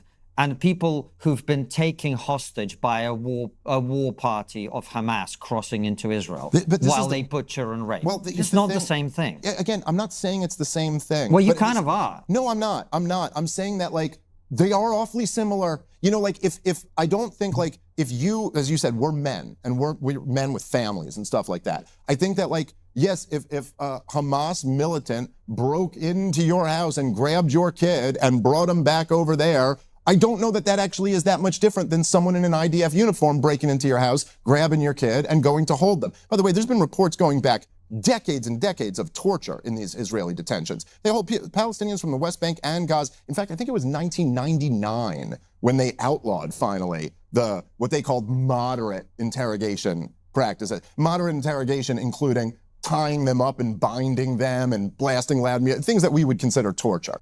So, like, yes, it's much more systematized, it's much more sophisticated, it's not as primitive, but in the same way that I went, like, the prison guard union lobbying for mandatory minimums really is it is as much corruption as just paying off a cop when you're drunk behind the wheel. It's just at a much larger scale. And the point is that the people, right, like the woman who you hear wailing as she hears her 1-year-old screaming for her from underneath a building of rubble, who's literally being tortured to death, just his bones crushing and screaming for his mother. She's feeling the same thing that those she's as much of a human being. She's feeling the exact same thing that those Israeli parents felt when their kids got slaughtered at that festival. The same thing me and you would be feeling if it was our kids in that situation. And so the point is that, look, obviously, I'm not equating it. I'm not saying they're the same things because, look, I'd be much more comfortable being next door neighbors with a drone operator, you know what I mean, who is drone bombing weddings in Yemen or something like that,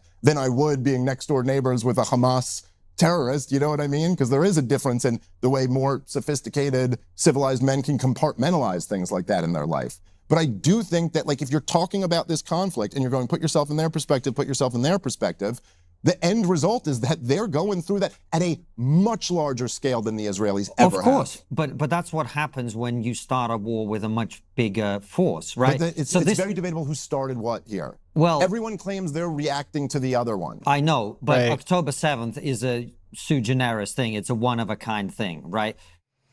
You shouldn't have to rearrange your streets, find medics, help and afford to save those. You can choose to raid the caravan, or you can choose to guard it. This is a game where slaying... October 7th is a sui generis thing. It's a one-of-a-kind thing, right?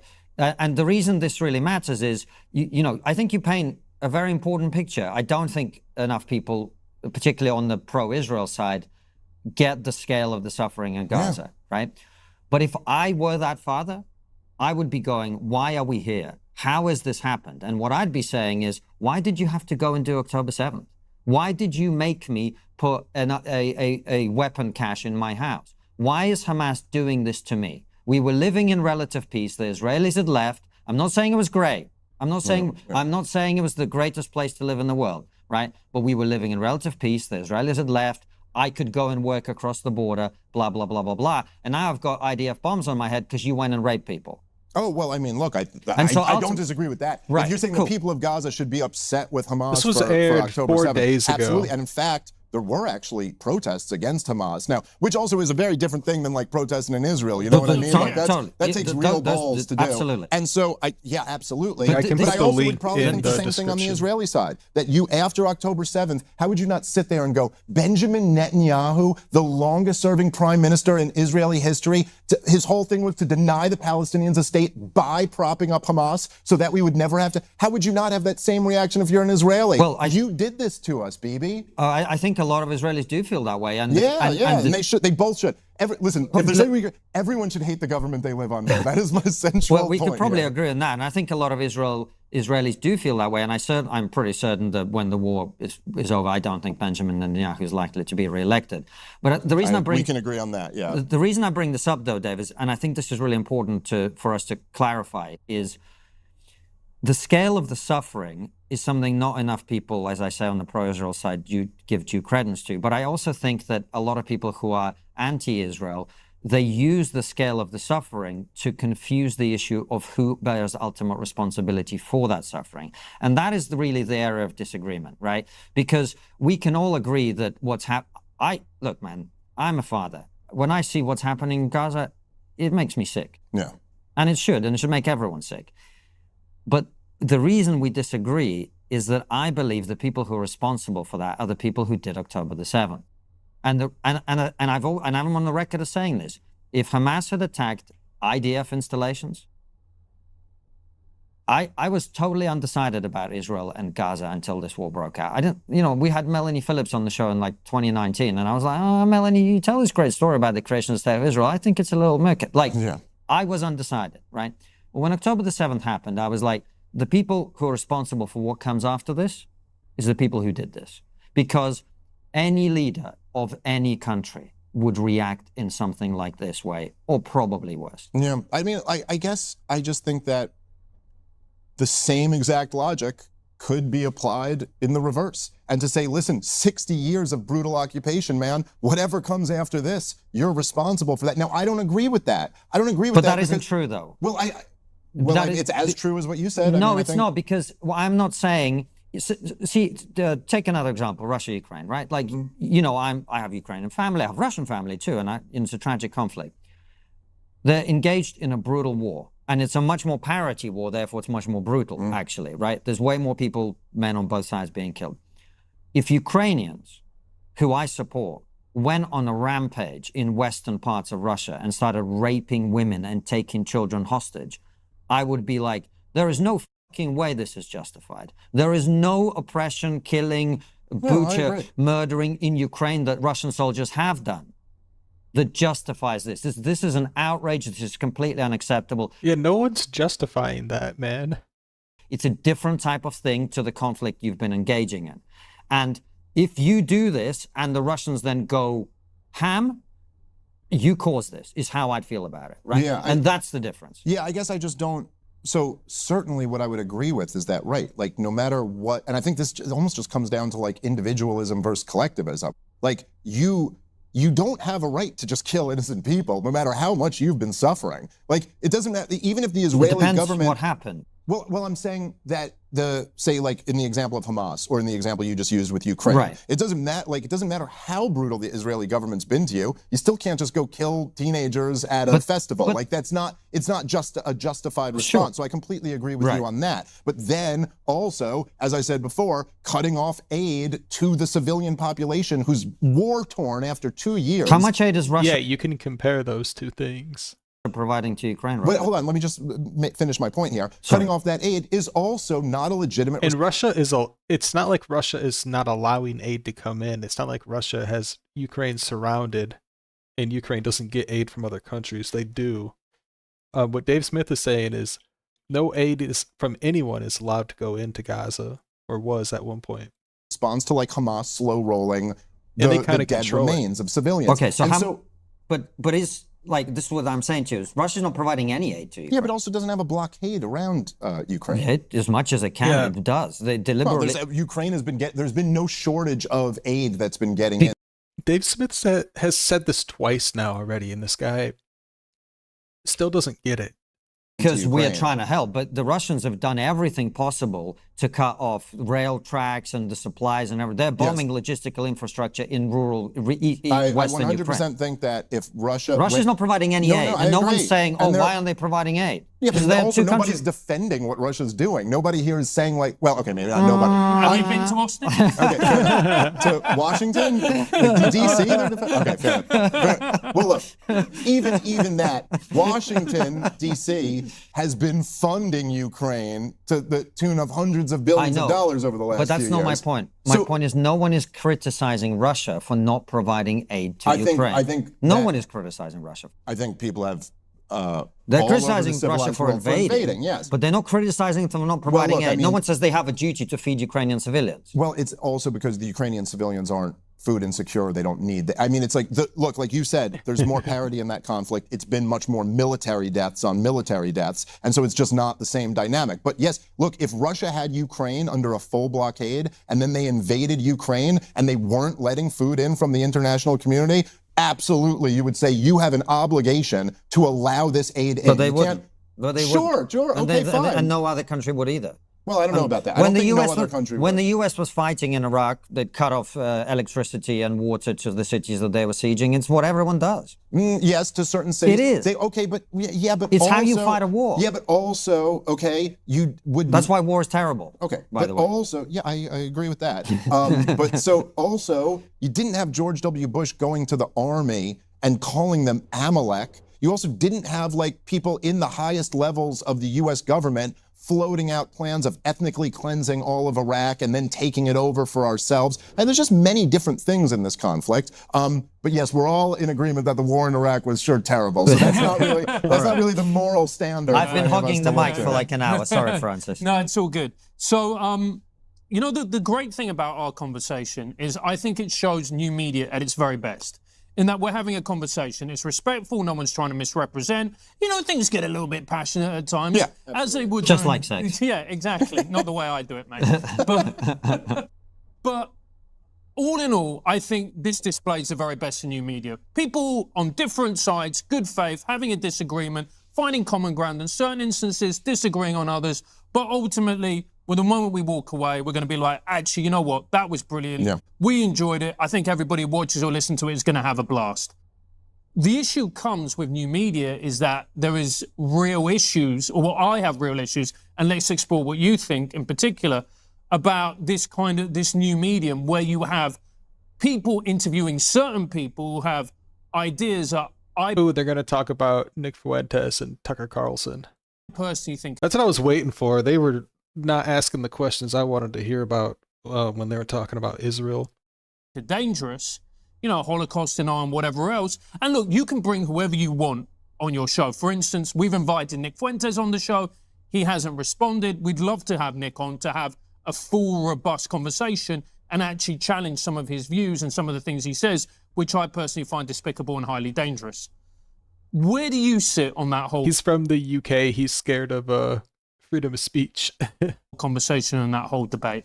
Well, I certainly agree with what the first part of that, you know, and that's, I think there's also something where I just think, like, with the three of us, I think that's kind of just our personality. Anyway, it's like, we're interested in these ideas. We want to talk about them. We want to debate them at some point. But I am just like, yeah, we go grab a beer after this and stuff. And part of that is just, well, it's just kind of, what else are we going to do? I mean, like, what's the alternative to that? You know what I mean? Like, and anytime you're talking about a political issue, almost any time when you're talking about an important one, it is a matter of life and death or close to that. I mean, you know, if you're having a conversation with Bernie Sanders about healthcare, you know, from my perspective, Bernie Sanders' healthcare proposals is going to lead to, like, serious suffering and deaths and all. But man, I mean, what are we going to do? Just all go to war with each other always and all hate anyone? Particularly, also, like, I'm a Jewish guy who's very critical of Israel. So, like, you know, I got tons of family who have the exact opposite. What am I going to hate my family now? I got to hate my, you know, Democratic cousin or something like that? Like, it just seems crazy. And so I think, like, the only path forward is for us to have these conversations. And, you know, like, so to your point of, like, are there dangerous ideas? I mean, I think there's dangerous ideas all around us. And I think socialism's a dangerous idea. Great. I think fascism's a dangerous idea. I think, you know, wars of choice are a dangerous idea. But, right, we just got to be able to talk about these things. And I think that's one of the best things about the new media. And with Fuentes specifically, like in this case, and I've always been against all types of cancel culture, even when it's just like, you know, even if the government wasn't involved the way they were with the big tech companies, I'd still be against big tech companies kicking people off, because, like, that just isn't good. It's not the right path. But with Fuentes specifically in this case, I think, as you guys know, part of the reason why you're saying you wanted him to come on the show, he's just gotten so huge that it's almost, we're at a point where, like, we need to have this conversation. It makes absolutely no sense anymore for, like, you know, hearing Mark Levin call to cancel Tucker Carlson and Candace Owens and Nick Fuentes and kick them off social media, kick them out of these things, deplatform them. It just kind of reminds me of, like, a couple of years ago when Brian Stelter was calling to cancel Joe Rogan. And you're just like, who are you? Who do you think you are in the rankings of this thing? Like, and I don't mean, I'm not saying, like, popularity makes you right, but popularity does make you relevant. It does make you a relevant part of the discussion. And I think that the best thing that could happen with Fuentes, the rise of Nick Fuentes, is that he does a bunch more of these shows. And I think there should be more debates, more conversations. But I would also say, I think with the same attitude that we have right now, we're just like, hey, let's talk about what we disagree with, but do it in a respect of, like, let's talk about this like civilized men. Look, I'm fully in agreement with you, Dave, where cancelling people, kicking people off platforms, it doesn't work. It drives ideas underground.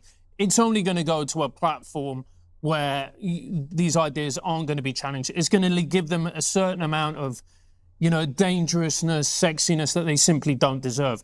My issue comes with people when they interview the Nick Fuentes of the world and they do not give an appropriate pushback on ideas. That's where I think it gets dangerous, because then you just have people saying their horrific ideas, and you go, where's the pushback? Where's the challenge? Because if you don't push back on people's ideas... So I've heard this question a lot, and it's kind of, it's like a bad question to ask. Because so he's saying, the Triggernometry guy is saying, Tucker Carlson should have pressed Nick Fuentes more in the interview and been a little more confrontational. But that's just what you get with, like, the new media. So it's like Tucker Carlson's show. He could do like whatever he wants. He's not, like, on Fox News. So that's just not up to anyone. And it also shows that he might not understand new media very well, like podcasts in general, if he doesn't understand that. Because if you have, like, watched a lot of podcasts, you'll notice, like, if the guest like comes off like rude or confrontational, then usually like the host will do the same. They'll kind of match each other's energy. So if everyone's friendly, usually it's like a friendly interview. That's just kind of how these things work. So that's our hot take on it. In my opinion, you're effectively endorsing them. I don't agree with that. I just don't agree. I don't agree that if you don't push back on someone's ideas, you're endorsing it. I mean, I was talking about this the other day on some show, but the example that just came to my mind was this guy, Ben Burgess, who I like. He's a nice guy. He's a democratic socialist, and he wrote this book, and I believe the title of the book was called Canceling Comedians While the World Burns. And this was back like a few years ago, and it was like, I don't know, 2018, 2019. Or maybe it was around that time. But he was talking about how, like, you got all these left-wing activists and they're canceling Louis C.K. or they're going after this guy. Meanwhile, we still don't have universal health care, universal housing, or universal child care.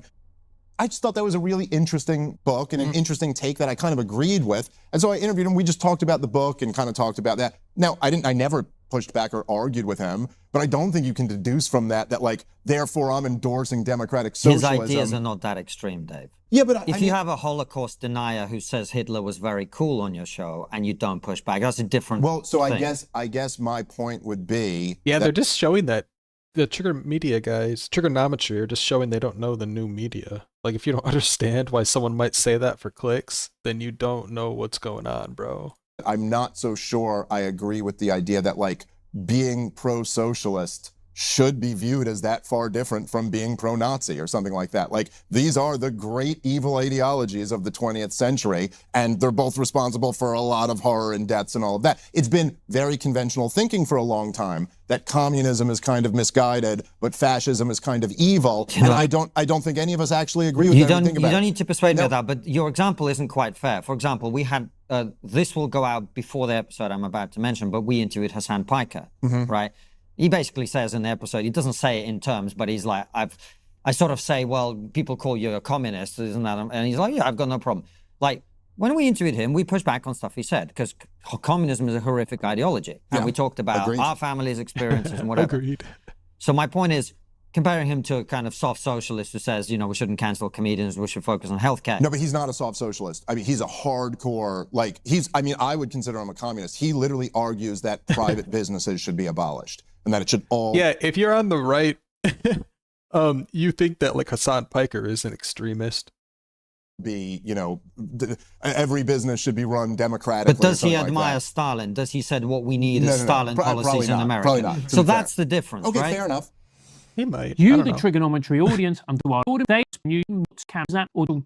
But okay, so again, I'm not equating the things. I'm saying the logic of saying that when you don't push back, you are therefore endorsing, I think, is faulty logic. So that's the But it depends on the extreme, is my point. No, but I'm saying that logic still remains no matter how extreme the person is. If you have a conversation with somebody who has the worst views in the world and you just talked about cars and you agreed on that, it doesn't therefore logically follow that you agreed with the other stuff. Yes, but what if you had someone on your show who says we should kill black people?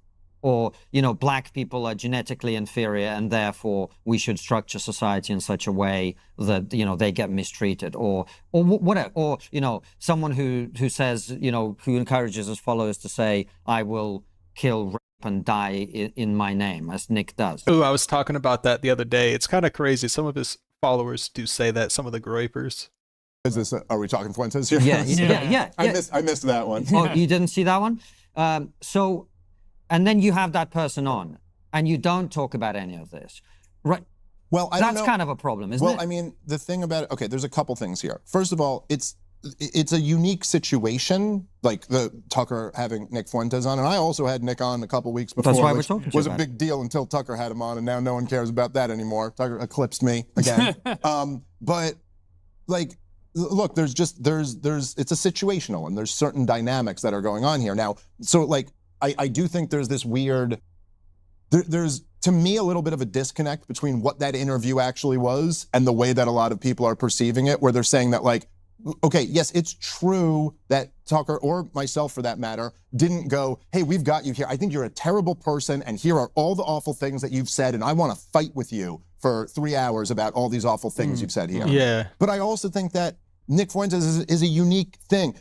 He came up in the dark, like his whole brand is that he's saying the most, toxic things. And he's intentionally, obviously, I mean, if you ever watch the kid, he's doing a right-wing shock jock thing. Like, there's a lot of humor involved in it, there's a lot of trolling involved in it, and there's a lot of kind of like getting off on I'm saying the wildest, edgiest thing. And in that environment, no, I actually don't think it's good. Well, let me just finish this. Okay, sure. Yeah, he explains it pretty well. That environment, I don't think the right move is to go I'm appalled by what you said. To me, at least, it seemed more like the right move was to go all right, hey, let's talk about this. Like, look, do we actually believe this? What was interesting to me is when he talked to me, at least, I know he did condemn racial hatred. He was like, yes, we shouldn't hate people just because of the race that they are. I brought up the Holocaust and I was like, you seem to be implying pretty heavily here that you don't think this happened. So let's argue about this because I'm pretty darn sure it happened. And he really just kind of conceded. He was like, yeah, I think it might be exaggerated. I was like, I don't really think it is because look at these numbers and look at this. And he kind of conceded that. On Tucker's show, Tucker literally said to him that it is, listen, he goes, we are Christians and it is against my religion to hate a group of people based on being in that group. And again, he did kind of seem to concede that. Now, I don't know. Does this mean that Nick is moderating his views? Does it mean that he's trying to pull the wool over everybody's eyes and he still believes all of that stuff? Is he maybe a 26-year-old kid who kind of doesn't himself know whether he made a name for himself as being the edgiest, most shocking guy. Now he's become ultra huge. Now Charlie Kirk gets murdered in front of all of us. And I don't think it would be the worst thing in the world if he was moderating his views and wanted to get a little bit better. And so I cannot believe it's already been over 3 years with my BetterHelp therapist. After 3 years of therapy. While I agree with you on this, I think there should be more debates. I think Ben Shapiro should debate Nick Fuentes, honestly. I think. Oh, if that happens, we will cover it on the channel. I think there should be big debates that happen. But I didn't think, also in the Tucker thing and with me too, in the context of it, they had been feuding. I mean, Nick had been attacking me a little while ago. And then with Tucker and him, I mean, they were in a white hot feud where Tucker also took a swipe at him and kind of took a swing and missed by calling him a Fed without really being able to back that up or whatever, which is in this business almost like the worst thing you could call someone. And so I don't know, it was like a standoff in a weird way. And I don't know, I don't think that's bad. I still err on the side of we're not saying it's bad. Sure. We're not saying it's bad. So come back so I guess when you were saying attacking someone and going, I'm outraged, I'm disgusted, I agree. I think that's all performative nonsense. Yeah. And we've been accused of, going soft on people and not showing appropriate levels of outrage. When we interview a mainstream politician like Nigel Farage, I find it childish, I'm going to be honest with you, and performative. But what I do think it's a responsibility of anyone sitting in the chair is, if this person is saying outrageous things, is for you to get to the bottom of it. Does he genuinely believe it? Is he being like a kind of comedic edgelord? Is he saying it purely in a cynical way just to get money, clicks, and attention? Is it? Honestly, I feel like if you watch the full episode, you would kind of get the answers to those questions.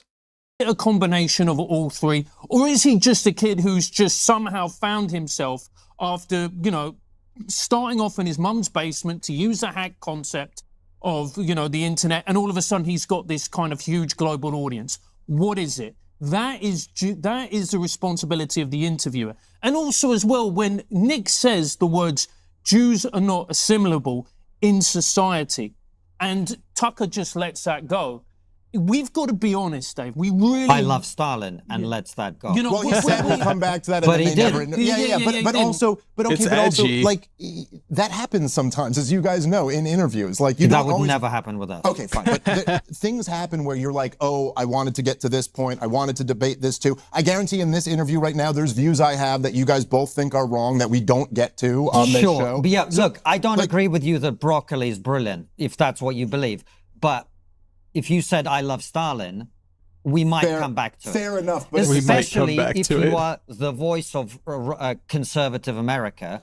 And someone comes on your show and says... That's the thing. A lot of people conflate Nick with being like a staunch conservative. He's very much a fringe conservative. They love the greatest mass murderer in the ideology of your opposition, communism, in history. Mao got him. Yeah, true, Mao. I'm just saying, people are always leaving the goat out of the conversation. It's not fair. I have some dispute about, how much of that was intentional and how much of that was not. But then there's a whole other argument of, does that even really matter at a certain point? But I think your correction is true. The second greatest. I'm Russian, so I'm a bit biased to what Fair enough. trying to build up the numbers, right? Those jokes could go out of context and wrong. That's a different category. And if I was the voice of conservative America and someone praised Hitler and then came on my show and also praised Stalin, I think I might be like, what? Sure. And isn't it reasonable to say that, okay, I understand there's going to be people who praise Hitler and people who praise Stalin, but you can't praise both, man. You gotta be good. You gotta be good on the other one. I'm just saying, if someone loves Adolf Hitler, the one thing I can count on is that they're good on hating Joseph Stalin, and vice versa. So anyway, there's that. So that gets into the question. But I think, look, this is how I feel, kind of more broadly about the thing with Nick Fuentes himself, right? And I don't know him super well, but we hung out a little bit after we did the show, and I don't. Look, I feel like, and I think I've seen you yourself talk about this, and maybe even, I can't remember the exact thing you said, but you might have even said that it was the most dangerous part of wokeism on the left. And I certainly know I've been on record predicting this, Jordan Peterson, and all these people have said for so many years. Our whole thing to the woke left was, you'd go, now I don't know if I would quite put it as the worst part of it, but you'd be like, you be careful.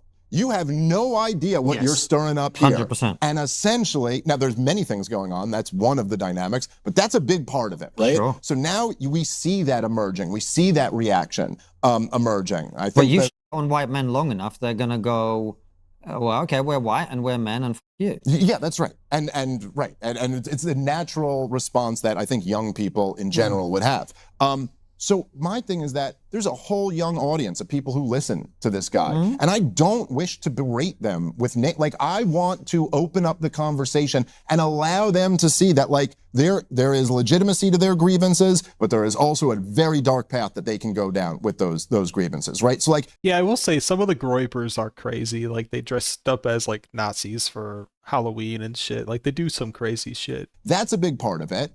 And then the other thing is I do think we kind of, I said this when I was interviewing Nick, where, which I know guys our age, we've all had this thought before where we're like, thank God there wasn't all of this stuff around when I was a kid. Yeah. Because my God, and I remember one of the examples that I really thought, and I wasn't the toughest kid, but we were a little group of hooligans. We probably thought we were tougher than we actually were. But I remember when Sandman, Nicholas Sandman, I believe was his name, the Catholic kid. Sandman, who was just smiling at the Native American. And then when the full video came out, you were like, he actually could not have handled it better. Right. You would be so proud of your kid if your kid was in that situation and handled it that way. But I remember thinking what would me and my group of friends have said when the black Israelites came over and they started going to these kids and they go, you're a bunch of rapists and colonizers and you ruined this and me and my friends, dude, when I was 19 or whatever, we would have been like, that's right, bitch, that's why you got raped.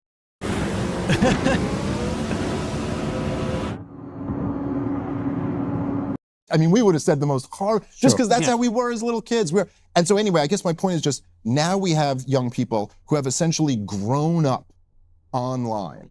And it's I would like there to be room for someone, even who has had the worst takes ever, to not be buried by what they said at 22. And then one quick point, and I sort of make this real quick. I also think that as I watched this,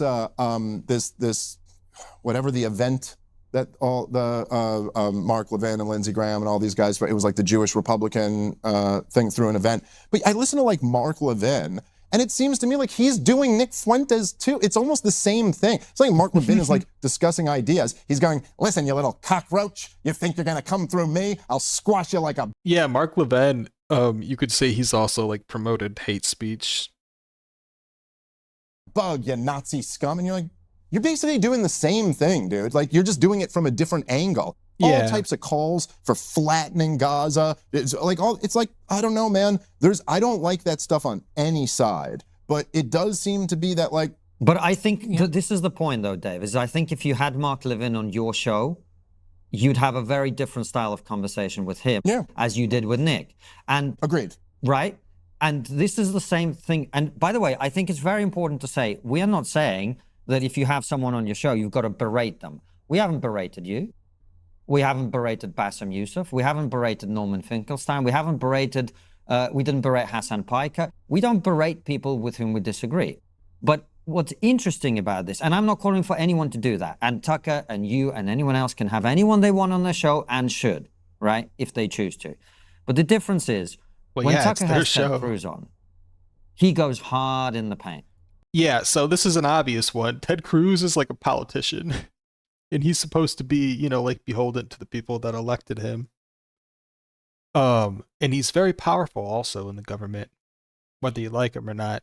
So it's a whole different interview if you're interviewing Ted Cruz versus Nick Fuentes. Ted Cruz is a state senator in this country, which is one of the reasons that you go hard at him, right? Right. But on the other hand, this is a guy who's, you know, he's a serious guy.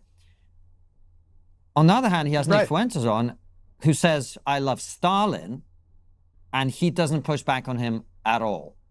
And this is where people see the discrepancy, right? I just think this is a very weak comparison. I mean, so when I heard them talk about Stalin in that podcast, I was like, well, they just don't have time to get into it.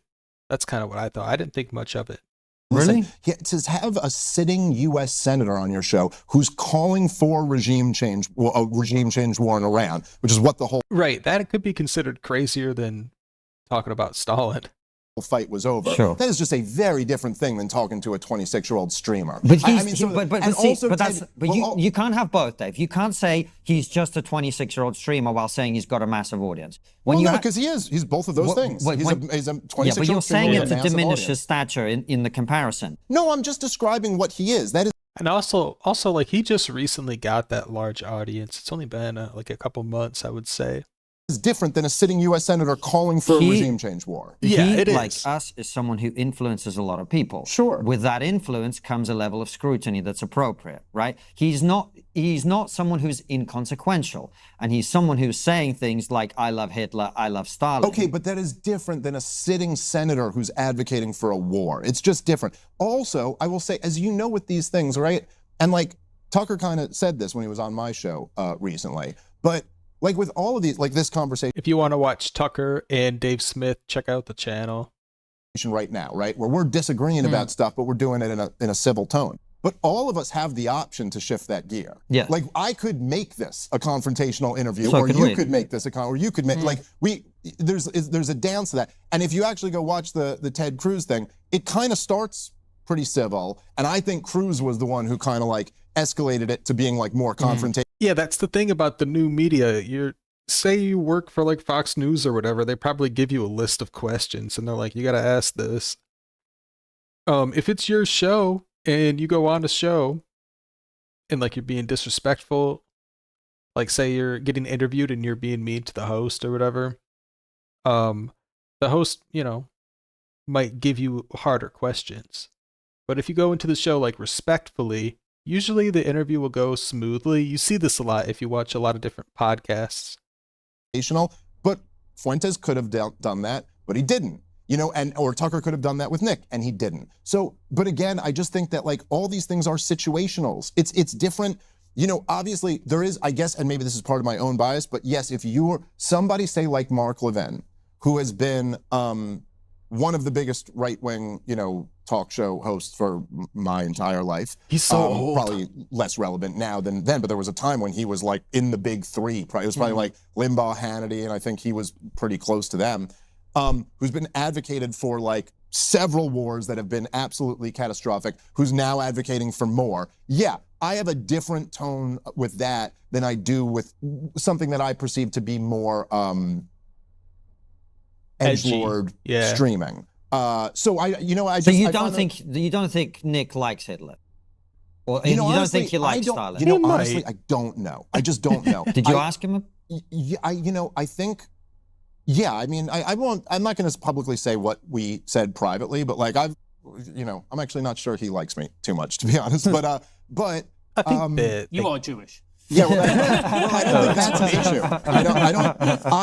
I got the impression that he was feeling the weight of the moment. that feeling the weight of the moment of Charlie Kirk getting killed. And I actually thought his stream after that, which I publicly gave him credit for. The initial one after that, I was like, I did just appreciate anyone who had that tone, and particularly this guy as the biggest leader of the biggest, farthest to the right, constituents. Like, that's good to be calling for de-escalation and Christianity. Like, I thought. He just said Nick Fuentes is like the furthest on the right in the Republican Party. I don't know if that's necessarily true. Oh, that was really good. I got the impression that, and I don't want to say what he views, but I got the impression that he was a person who was thinking about the weight of the moment that he was in, thinking about all of that, and also having painted himself and been painted by others into this corner. And I kind of felt like, let's leave a door open and maybe he'll move a little bit to being not as bad. That being said, I don't know that that's going to happen. I think it's quite possible that that won't be the case. But do you think he's a Nazi? No, I don't think so. I don't know. I don't know what that means exactly. Is he a Nazi? He's said favorable things about the Nazis. He seems to believe in some type of Catholic theocracy or something like that. I don't know. I don't think. I think that to me, it's like the Nazi thing is. It's devil worshiping. It's overplayed. You know what I mean? It's like that. It's the most outrageous thing that you can say. It's the biggest taboo. And so I think there's something about I don't know. In the same way that when you'd see almost a goth kid who's dad isn't around and who hates, is he really a goth? Or it's I don't know. He's rebelling. He is in that moment. Yeah, sure. Well, he's rebelling, and I think Nick has been on record I think there's a clear decision to go, if this is the thing that's off limits, if this is the button I'm not allowed to push, I will be pushing that as hard as I possibly can. Yeah. Why is your managed retirement and still themselves? Or text also as well, look, I think you made a very good point about the whole redemption aspect. The fact that if you remove redemption from people, it doesn't matter who they are, they will think to themselves, either consciously or subconsciously, you know what, f this. Yeah. There's no route back for me, so I might as well double down. What else is there open to me? But I think there comes two strategies that you have to implement for these people. Number one, you have to put in a golden bridge where, if you roll this back, there is going to be hope for you on the other side. Because if you remove that hope, then effectively, what else is left for them but doubling down and becoming even more radical? Yeah. But also as well, and particularly with young men and somebody who's worked however long with young people when I was teaching, it's you need to hold them accountable. If people are not held accountable for their actions or their points of view. And I would say Nick has already been held accountable. He's been debaked, put on a no-fly list, fired from at least one of his jobs. A couple of his friends even got fired, or people that worked for him. And someone tried to kill him, and he got stalked a couple times. He's definitely paid the price. He's definitely been held accountable for his words. Then they're going to think this is fine or acceptable to say this, particularly if the clicks and notoriety and the money's coming through. Because you can say to yourself, hey, it's just banter. Hey, this doesn't matter. Hey, this is cool. But there are going to be people watching it who are like, oh, maybe the Holocaust didn't happen. Maybe, Jews aren't assimilable. Maybe Jews X, maybe Jews Y. And then before you know it, you see all of these people propagating on the internet. And look, you've got Jewish family, I've got Jewish family, Konstantin's got Jewish family, we've got Jewish friends. I'm not Jewish, I was raised Catholic, but I have Jewish people and friends coming to me going, Francis, we're really worried. Yeah. We were with... Yeah, so I don't actually think that's so true, to be honest. I don't think there's a threat against Jewish people right now. I think that's kind of overplayed. And the whole thinking behind it, this isn't how I necessarily think, but this is the argument. It's people would say, if you live in Israel, you're surrounded by Arab countries that attack you sometimes. You're basically surrounded by enemies. So it puts you in kind of a hyper anxious mood where you kind of might actually think more people are out to get you than are actually out to get you. Somebody last night, and we were having dinner, and he got quite emotional, and I thought, what's going on here? And I looked in his eyes, Dave. There was genuine fear, and he said to me, "This is the most worried I've ever been." And this is a guy who is not a young guy, and that really strikes It worries me because that people shouldn't have to live like that. And I don't think it's an exaggeration. You know, when people go, oh, racism's everywhere, I go, yeah, come on, let's all calm down. But you look at this stuff and you go, this is the most vile, toxic stuff. And that must worry you. I would say I see it on both sides. So I see it with like people that would have like Zionist in their Twitter profile. You see it with that on that side. And then you also see it with like people that are anti-Semitical. I think, yeah, I don't like online. Certainly. You don't see it in real life, just online. Like there's definitely been, look, there's been a huge, enormous rise in anti-Israel views. And with that, there has come a big rise in just anti-Jewish views in general. And sure, I mean, I know that there's a lot of fear, particularly in this city right now. There's a lot of fear amongst Jewish people. There's armed security around all types of Jewish schools and synagogues and stuff like that. And sure, I think that's terrible. You don't want anybody to be in fear of their safety. And that being said, it's not exactly clear to me. I mean, I don't know. It's not exactly clear to me, like, how real that threat is. Like, if there wasn't armed security there, would people be bursting in and doing it? It's kind of hard. Like, it's hard to decipher what does the Twitter comments actually mean in real life. Like, I don't know. Look what happened in Washington. But also, like, look what happened in Washington. Sure, well, sure. But at the same time, like, this is, again. Yeah, when Triggernometry was talking about Israel, I wish they had kind of like, I was hoping they would have a better argument, like, in defense, but they kind of didn't really say much. For people who have been using the term woke right a lot, like, I was just saying, like, you can't borrow the methodology of the woke left here and say that if people feel scared, or if that you can point to one example in a country of 350 million people, that therefore you can deduce from that there, you know, like, this is what they used to do with hate crimes and stuff like that. Like, if there was one example that would prove that everybody's right, and then they would also use fear, you know, in this kind of. That's a fair point, but let's come back to what we were talking about, the rhetoric, the things being used online. I don't think it's unreasonable for a Jewish person to see clips of Nick Fuentes where he goes, sit down, Jew boy, and go, holy f***, that's like something out of like Mississippi's Burning. What the hell is this? I'm not saying that a Jewish person shouldn't be offended by stuff that Nick said. I'm not saying I agree with you. I'm not saying it's offensive. I don't really care about offense, Dave. Like offense. I'm talking about like that would really worry you. If I was Jewish and I had kids and what, I'd be like, what is this the start of something? Because it sometimes feels like it. I'm going to be honest with you. Because the difference is, you know, your point actually, I think is. Yeah, it feels like it because you have everyone who kind of would believe that fear kind of playing into it. Totally valid, which is like, you know, people exaggerate threats and then they go, well, because of this, now this. But I don't think during the summer of 2020 when BLM went nuts, there were people streaming on platforms saying the type of things that they're saying about Jews. By the way, he's also saying it about black people, right? Around blacks never relax is a favorite catchphrase of Nick's, as far as I can tell, right? Like, that wasn't happening. People were not talking about, you know, like Nick, about the black power in society, and we've got to, when we come to power, we're going to execute the perfidious Jews. Why was that wasn't happening during the Black Lives Matter? Yeah. Like I'm sorry, I'm just not following. The people who were anti-BLM were not saying the type of things that Nick is saying. So it's not quite the case that, you know, woke left, woke right, we can argue about the terminology. Sure. I don't actually give a about the term woke right. I care about the phenomenon, which I think is real, which is what we're actually talking about.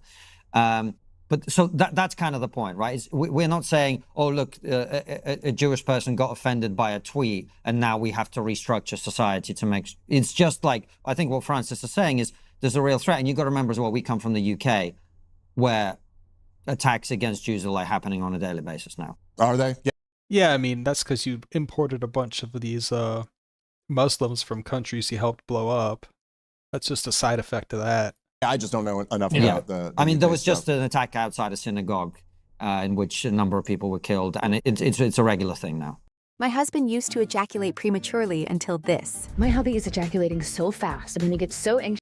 Yeah, I mean, look, that stuff is it's definitely not good, and I think that there's you know, there's like a feedback loop or a weird like symbiotic relationship between kind of like there's a a well-deserved paranoia that Jews have about like society turning on them, right? And this is something like, as a Jewish person, I mean, you really cannot overstate this. This is like a major cultural thing amongst Jews, particularly like my parents' generation. It's not quite at the same with my generation and younger people, but where they really were like raised on, in many cases, more than the religion itself. Like the religion that they were raised on was that Europeans tried to exterminate you, and they will do it again. Like this could happen at any moment, and that you have to, like, you know, and that not for the state of Israel existing, that, you know, that probably would happen or something. And so yeah, it's a little different right now because of the war in Gaza. So yes, when they see things like that, then it's just complete confirmation to them that, of course, this is all real.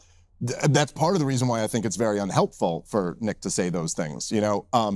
But I also do think that, and I guess I agree with your point. No, it's not exactly the same as some of these other phenomenons. I guess I would just make the point that it's like, you almost want to like calm all of that down and rationally assess like what really is the threat level to Jews, you know, in this right. Yeah, you got to be able to talk about it. Country, because broadly speaking, Jews are 2% of the population in America. They are wildly successful. Like they're not exactly a victim group. Although historically they have been victimized. You can be both. You can be economically successful and then a victim of a crime. Have That's true. Influence, perhaps disproportionately. So, as many successful minorities do, it's not just Jews, right? Sure. You can also be at the same time the target of violence, and actually, often those two things go hand in hand. That's a fair point. They go hand in hand together. No, Amy Chua's book on that was actually really great, where it's like the market-dominant minorities end up. Thomas Sowell has some really interesting writing about middlemen minorities. No, that's a fair point. Yeah, you know, I think there's one thing I would like people to take away from this conversation, which is what we are talking about is not who should be platformed or not platformed or any of this bullshit, but rather about if you're going to have people with extreme views, we feel you have a responsibility that comes with the audience that you have, I have, Francis has, Tucker has it in a much bigger way, all of us, to make sure that if there are people who are coming with really abhorrent views, you could definitely and maybe should have a conversation with them in the way you said. And I don't think berating them is necessarily the answer. But you can't, people say this stuff like, you know, Kevin Roberts tried to pull this off. And he's a very slick political operator. Does that heritage? He's a heritage guy. He was like, look, the answer to terrible ideas is to engage with the terrible ideas. And Dana Loesch goes, so would you have him on heritage? No. Right? So that's funny. You can't have those both things. He handled that in the worst possible way at every inch of it. Like, because first he came out with a real bold statement, like, I got Tucker's back, and screw all you guys who are trying to smear him. And then it's like, hey, once you say that, dude, then you have to lay the gauntlet down and defend that. To make that statement and then just totally back, it was just It's horrible. almost like he's a politician, Dave. Oh, God. Look, It was so, the thing that got leaked where they're all, like, the struggle session about all of it, oh, Look, my God, it was horrible. Heritage is a big organization, and clearly a lot of people that feel differently about it within the business, within the non-profit, or whatever it is, I don't know. I mean, in a large organization, particularly a non-profit one, where it's like, look, I'll be honest with you, if Triggernometry staff came to me and Francis and were like, we don't like the direction of the show, I'd be like, fuck you. Find a new job. You hear that, fellas? I mean, they're also younger and stronger than us. That's true. They probably have a power. The story is just your team beats the crap out of you, and you're like, and also, oh my God, these kids can run for days. and also, they're a lot better looking, so the quality of the show, at least on the visual front, would improve. Yeah. But in a large organization that's a non-profit with appointees, you know, if half your organization thinks you made a terrible mistake and they're going to say it at an all-staff meeting, that's perfectly legitimate. They're entitled to express. It's not a struggle session. It's people saying, you took our thing that we're all part of. Some of us have worked here 10 times as long as you in a direction that we hate. Yeah. To me. But anyway, I don't want to share on Kevin or, you know, whatever. My point is something else. Let's just say one thing that's important to say, which is we're not calling for anyone to be no platformed or censored or whatever, or cancelled, by the way, right? Like, I don't follow Mark Levin's comments very closely. If he's calling for people to be banned off social media, I don't agree with that. Oh yeah, he explained. I've only seen clips of Mark Levin, but he has said some crazy shit. explicitly said cancel them, I am deplatform by no them, means all that. no one here is calling for that. I think even if you believe that instinctively, I think we tried that and we see that it doesn't work. Well, also, and I would also say that, and I think this is one of the things like that's interesting to me about the Nick Fuentes phenomenon, but all of this stuff, because I've really never, and I've been around some pretty influential people, and I have never seen anybody stretch the Overton window the way this guy has, and rise to the level of prominence with views that all of us would have assumed would be like, oh, that's a non-starter. You'll never get popular taking that opinion or whatever. He's not wrong.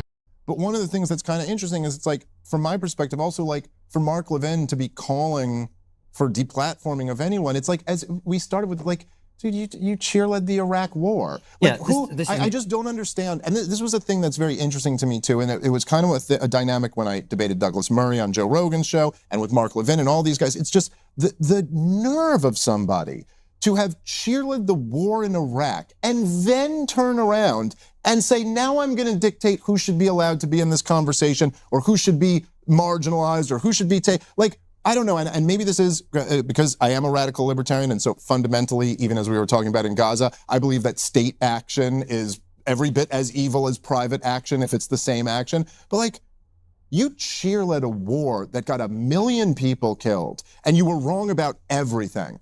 Now, if you're going to argue that you still get to be a commentator, you don't have to go away forever, fine. But I really don't think you should be lecturing anyone on who else ought to be deplatformed. Right, yeah, like Mark Levin's base is, it's just like older people that used to listen to him when he was a lot more popular.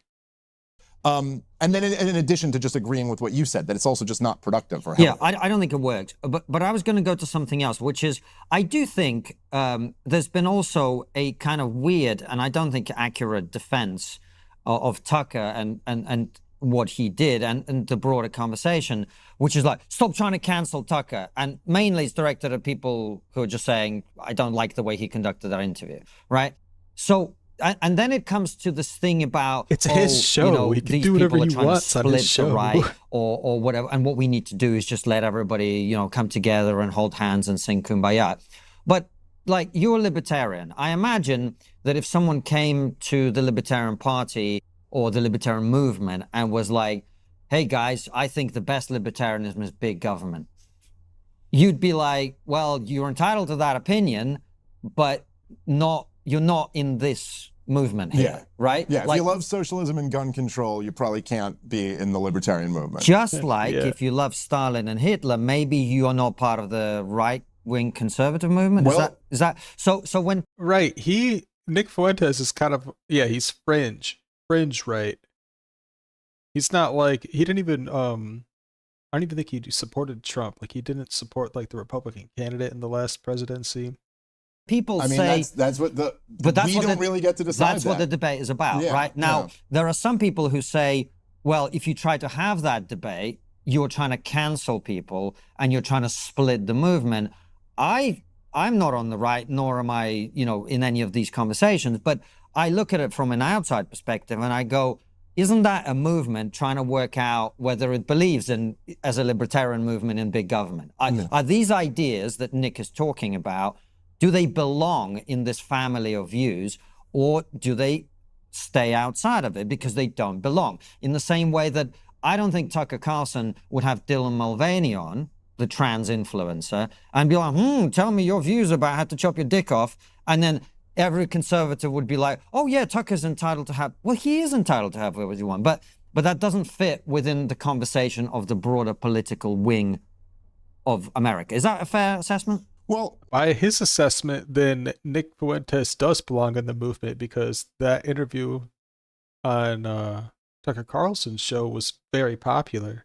Look, I mean, like I said before, I think there should be more debates and more conversations and all of this stuff. So I agree with you. And I also think the whole argument, which has been made on both sides, of like, you're splitting the MAGA coalition. It's like, yeah, but so are you. I mean, we're all split. Like, yeah, that's the whole problem with you on that. Like, we're figuring out which ideas belong and which don't. Right. But what's kind of interesting, right, like about just, again, not to hard, and I think you're also right that there certainly have been people, probably yourself included, who have like been like, hey, I want to debate Nick Fuentes, or I think Tucker should have been, more aggressive in debating him. And then they go, you're engaging in cancel culture, and that's silly. But also at the same time, Mark Levin is up there. But the thing that was interesting about Mark Levin's call for cancel culture, like I was saying before, is that he's calling for Tucker, Candace, and Nick Fuentes to be canceled, which, like, at this point are... And just real quick, what do all three of those people have in common? Tucker, Candace, Nick Fuentes, and even Dave Smith. It's that they've criticized Israel. Probably the three biggest right-wing political commentators in the country. And so, yes, it is certainly true that this MAGA coalition is going to have to figure out what their identity is going to be going forward after Donald Trump. And I think that's what a lot of this fight is over right now. But I think Yeah, and I think that's actually a good point. And I think J.D. Vance realized that today, because he kind of made a statement about, like, I think it was Tucker Carlson's son was getting kind of attacked. He got dragged into this, and J.D. Vance was like, hey, that's not cool. He kind of took a stance. So Dave Smith might be right. It might, the next Republican candidate for president will have to take a stance on this fight on the right. Again, like I said before, there's so many different aspects to this, but there's the stuff we said before about how the left-wing racialism was always destined to trigger a reactionary racialism on the right wing. Then there's the fact that so many of these young people grew up without fathers and on drugs. And I did a whole video about it. I mean, it's just like there's a lot of these factors. And then, of course, there's the factors that we all know, which is like the war on terrorism and what a disaster this has been for the entire country. And of course, Donald Trump, even in 2016, was really a rejection of the Bush neoconservatism. He said it right to his brother's face, that your brother lied us into a war. About the most aggressive thing you could say to somebody else, And I think what's happening right now is that there's been, like, the non-interventionist, the anti-war right wing, and that ranges from non-interventionist like... Yeah, the right wing is now the no war party, the anti-war party. Myself, who believe in liberty and are not identitarian, all the way over to, like, very identitarian non-interventionists, are getting a bigger and bigger portion of the right wing in this country. And there's a new power imbalance here where, like, a lot of the old guard neocon types, interestingly, who were the never Trumpers themselves, I think it was Dinesh, when he was on your show, was bringing that up. I believe, was it on your show? Might have been. Yeah. Which point specifically? What was that? Well, I think what he said, I watched the interview with Dinesh on this show, and then I watched the interview with him on, like, it was like the Jewish Network channel, and I might be mixing up which happened in yours and which happened in that one, but at one point... That's quite anti-Semitic, man. Yeah. Well, there you go. There you go. I can tell you this is not the Jewish channel. It was all a bunch of Indians talking to Jews, as far as I'm concerned. Same thing, right? Oh, that's funny. But he was saying at one point that he was mentioning, this is where the neoconservatives lost all their influence, is because they jumped on the never Trump. No. In the Reagan era, in conservatism, there was a certain, I would call it the intellectual guardians of the tribe. People like William F. Buckley, Reagan to a certain degree, but there were others, Irving Kristol. And the idea here was that if you came in with, like, the poison of anti-Semitism, blatant racism, criticism of affirmative action, yes. Calling blacks monkeys, no. So if you did that, you were basically asked to leave the room. And you were abolished from you wouldn't be invited to conservative conferences. You certainly wouldn't be a speaker. It would basically be the end of you as a public figure. Yeah, that's basically what happened to Nick, except things like Rumble or YouTube and Twitter exist. So he might not be in the room, but people can still listen to him just as easily in today's world. So that's gone. And it's gone, why? Partly because we don't have a conservative intellectual class that performs that task. And why? What do you mean? Nick Fuentes got kicked out of CPAC, and he got a lot of his, like, accounts banned. He got kicked out of other Republican groups as well. So that class does still exist. It's just that it doesn't matter anymore. Don't we have that? Well, partly because the mainstream of that class went never Trump. And so when I look around for, like, if I were to make a list of, let's say, 30 of my colleagues from the Reagan days, I would say that probably about 25 of them went anti-Trump. And they went to anti-Trump in different places. John Bolton is a little different place than, say, Bill Kristol. But nevertheless, they're by and large excluded. Also, Nick Fuentes is very critical of Trump. From MAGA. And what happened is, partly as a result of a cultural shift, MAGA produces a new type of pundit. He did kind of yada, yada, yada over the war on terrorism, as if that didn't also have a huge thing to do with how they lost their influence. Like, it was also the swimming pool of blood of innocent babies that you're standing in. But it is actually, but there's something very interesting to me where, and I've noticed this dynamic a lot, right? So this was, Ben Shapiro did several segments on me over the years, but he never said my name. It became kind of a running joke amongst my audience that he would bring. But it wasn't even like he'd play clips of when I was on Rogan. Like, he'd play a clip on my podcast and still go, some comedian who blah, blah, blah. And you're like, dude, you clearly saw it, and it's the easiest name to remember. But so the first time he ever said my name was when I came out for against Donald Trump over the 12-day war. And I called for him to be impeached over it and all this stuff. You know, I was pretty dramatic about it. So then he called me out by name, and then, you know, I've had, you know, Josh Hammer, this is what he tried to debate me on at that event with Charlie, where it was like, oh, look what this guy's saying about Donald Trump. And then Steven Crowder just recently, it was like, look what you said about Donald Trump and all. But it's like, guys, we all remember that you were the Never Trumpers.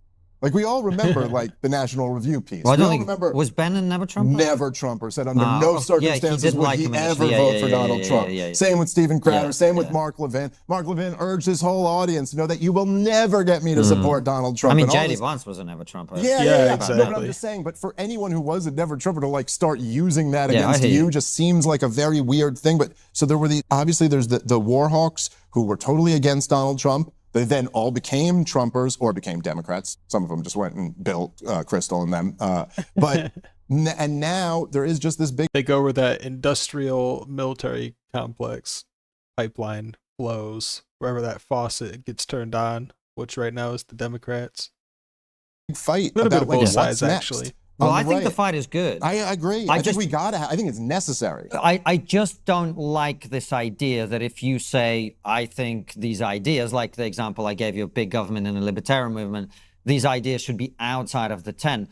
A lot of people go, that's engaging. That's not cancel culture. No. That's people arguing about what it means to be a conservative or right winger. Sure, 100%. And I'll say this, as I've been saying pretty consistently, is that I just oppose all of this racialism. I mean, on all sides. I mean, it's just like, it's, again, I'm not saying like identity doesn't matter or there aren't any differences between groups. I'm not an egalitarian. I thought Charles Murray's book was totally reasonable. Like, I'm not like, you can't mention that there are differences between median IQs or something like that. Like, there's obviously differences between racial groups and cultures and all of these things. But the only way, just like we were saying before about like, the only way to go forward is for us to have a conversation and be reasonable, because otherwise we just got to always fight. The only way to go forward in a multiracial, multicultural society is to have a strong level of individualism and I will say that I think, you know, there, like Josh Hammer had multiple tweets. He didn't say it once, like multiple posts where he said that Jew hatred is in the DNA of Europeans. Yeah, the Josh Hammer guy is kind of crazy. He's kind of extreme. I mean, you could argue he's just as extreme as Nick Fuentes, but he's saying different things. And like, I think that's also like that's a dumb statement. All the anti-white racialism. It's unhelpful. Yeah, so all the anti-white racialism of the that we were all against. But this is something I'm a sort of slowly becoming Christian, I think. But and I was raised as a Christian. But I have one of my grandparents. My grandfather was an atheist Jew. So maybe I'm allowed to say this. Progressive Jews are the worst people in the fucking world. I mean, I'd go for pedophiles, but yeah, even this, I think he's Jewish person is labeling all progressive Jews as the worst people in the world. Like, that doesn't make him look any better. Well, there's some overlap, right? Yeah. But and this is kind of the problem, I think, for Jews in general, is because Jews are disproportionately successful. You know, we can get into reasons for why that is. Sure. And I don't think, you know, I think it's, anyway, let's not get into that longer conversation. They are overrepresented in everything. And so if you are on the far right and you want to prove that Jews are responsible for all the left-wing craziness, there they are. There's a bunch of progressive Jews who did all the retarded shit that got us to where we are now, right? With the woke left stuff. If you're on the left and you a left-wing anti-Semite and you want to prove that Jews are the reason for ICE raids, there's Stephen Miller right there in the White House doing all this. And so no one's in this saying game, that though. Your heroes will die. A lot. With every defeat, a new hero. No, the war on terrorism, communism. I mean, yeah, there's a whole bunch of things you could look because through. Jews are overrepresented, in, particularly in intellectual endeavors. Well, it's in my field of media. view of libertarianism. I mean, it's totally like Murray Rothbard and Ludwig von Mises and just Jews all around. So, and the same with other groups is if you really racialize a nation and you get everyone to think about their identity, I just don't think that ends well for anybody. No.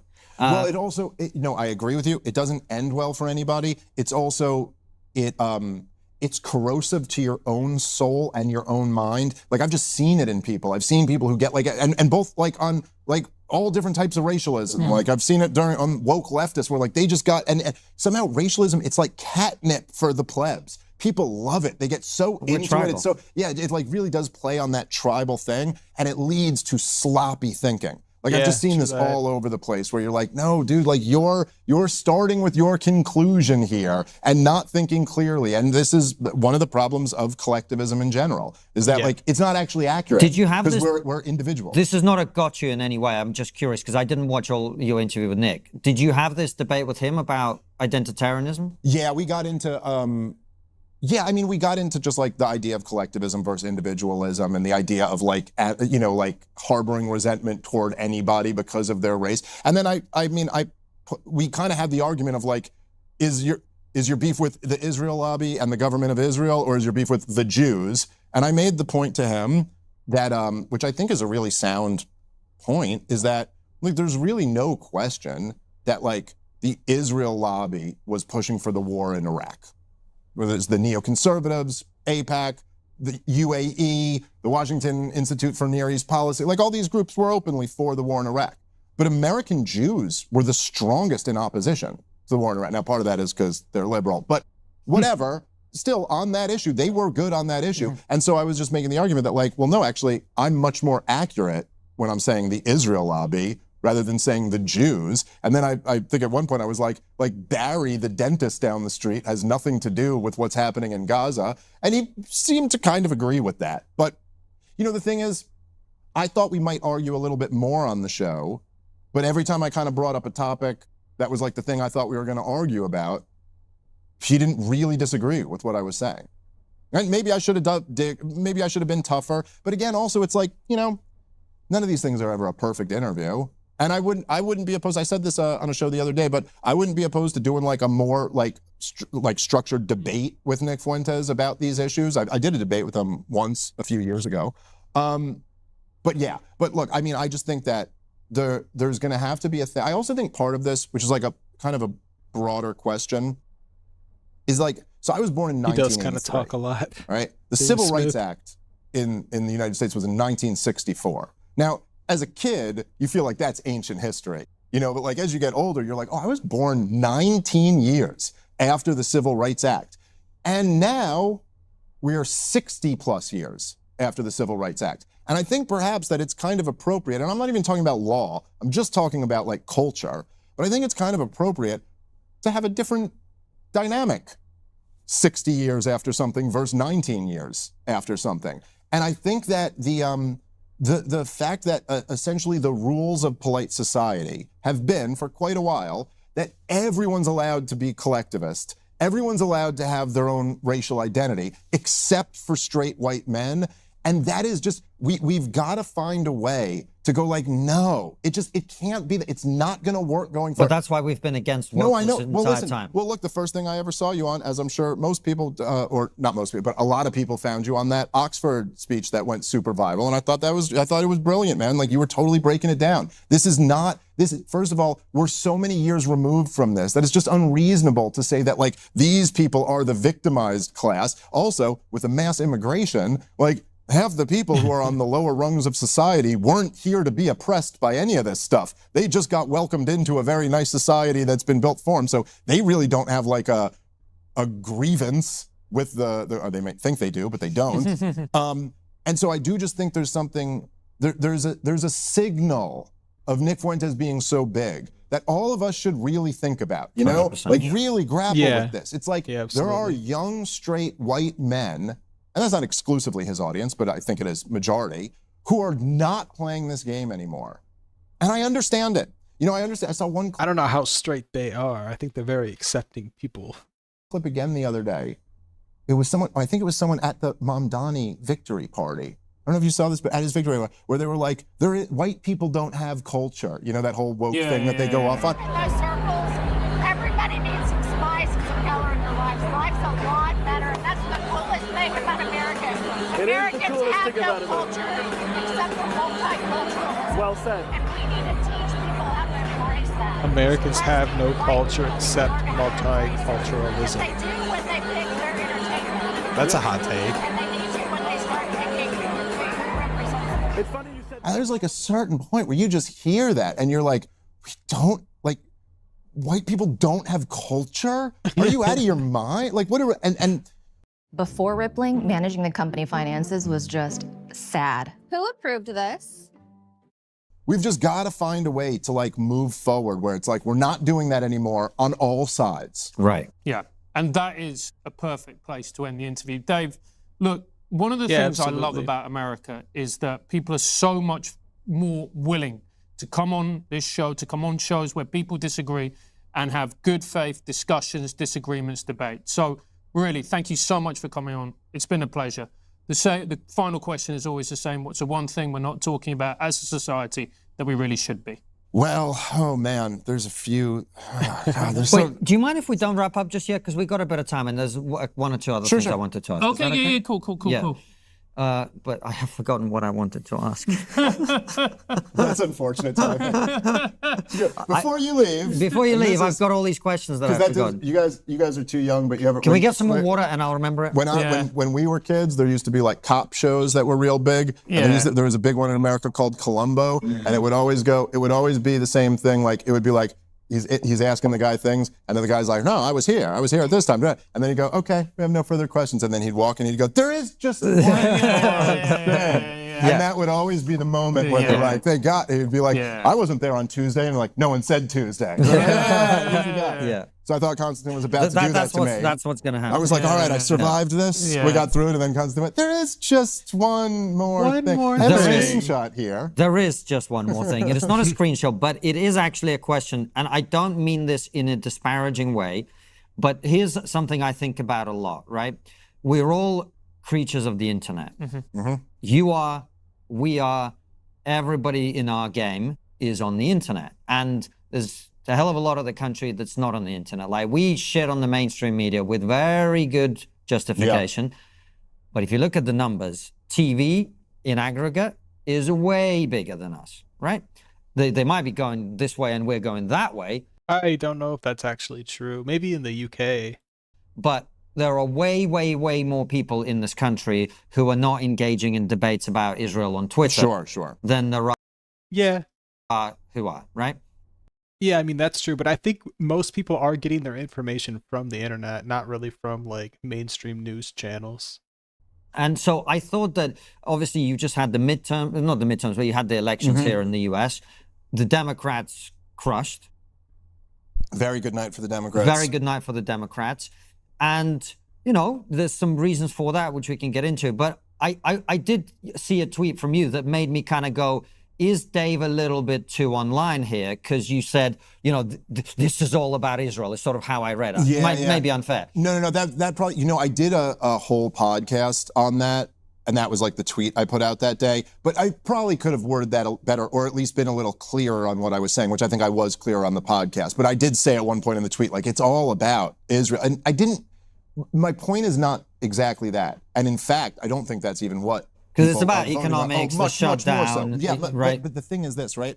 It's like, so first of all, let me just say first, it really, because I've seen some like Republicans here trying to downplay it, like whatever, these were Democrat strongholds anyway, but like that is just not right. And this should be a huge wake-up call for the Republican Party, because after the absolute destruction of the party, the collapse of Biden and Kamala Harris, and this party being, in my lifetime, there's never been a party that was more damaged than where the Democrats were, coming in with a 24% approval rating that even when Trump's approval rating dipped, didn't bump up at all. Like and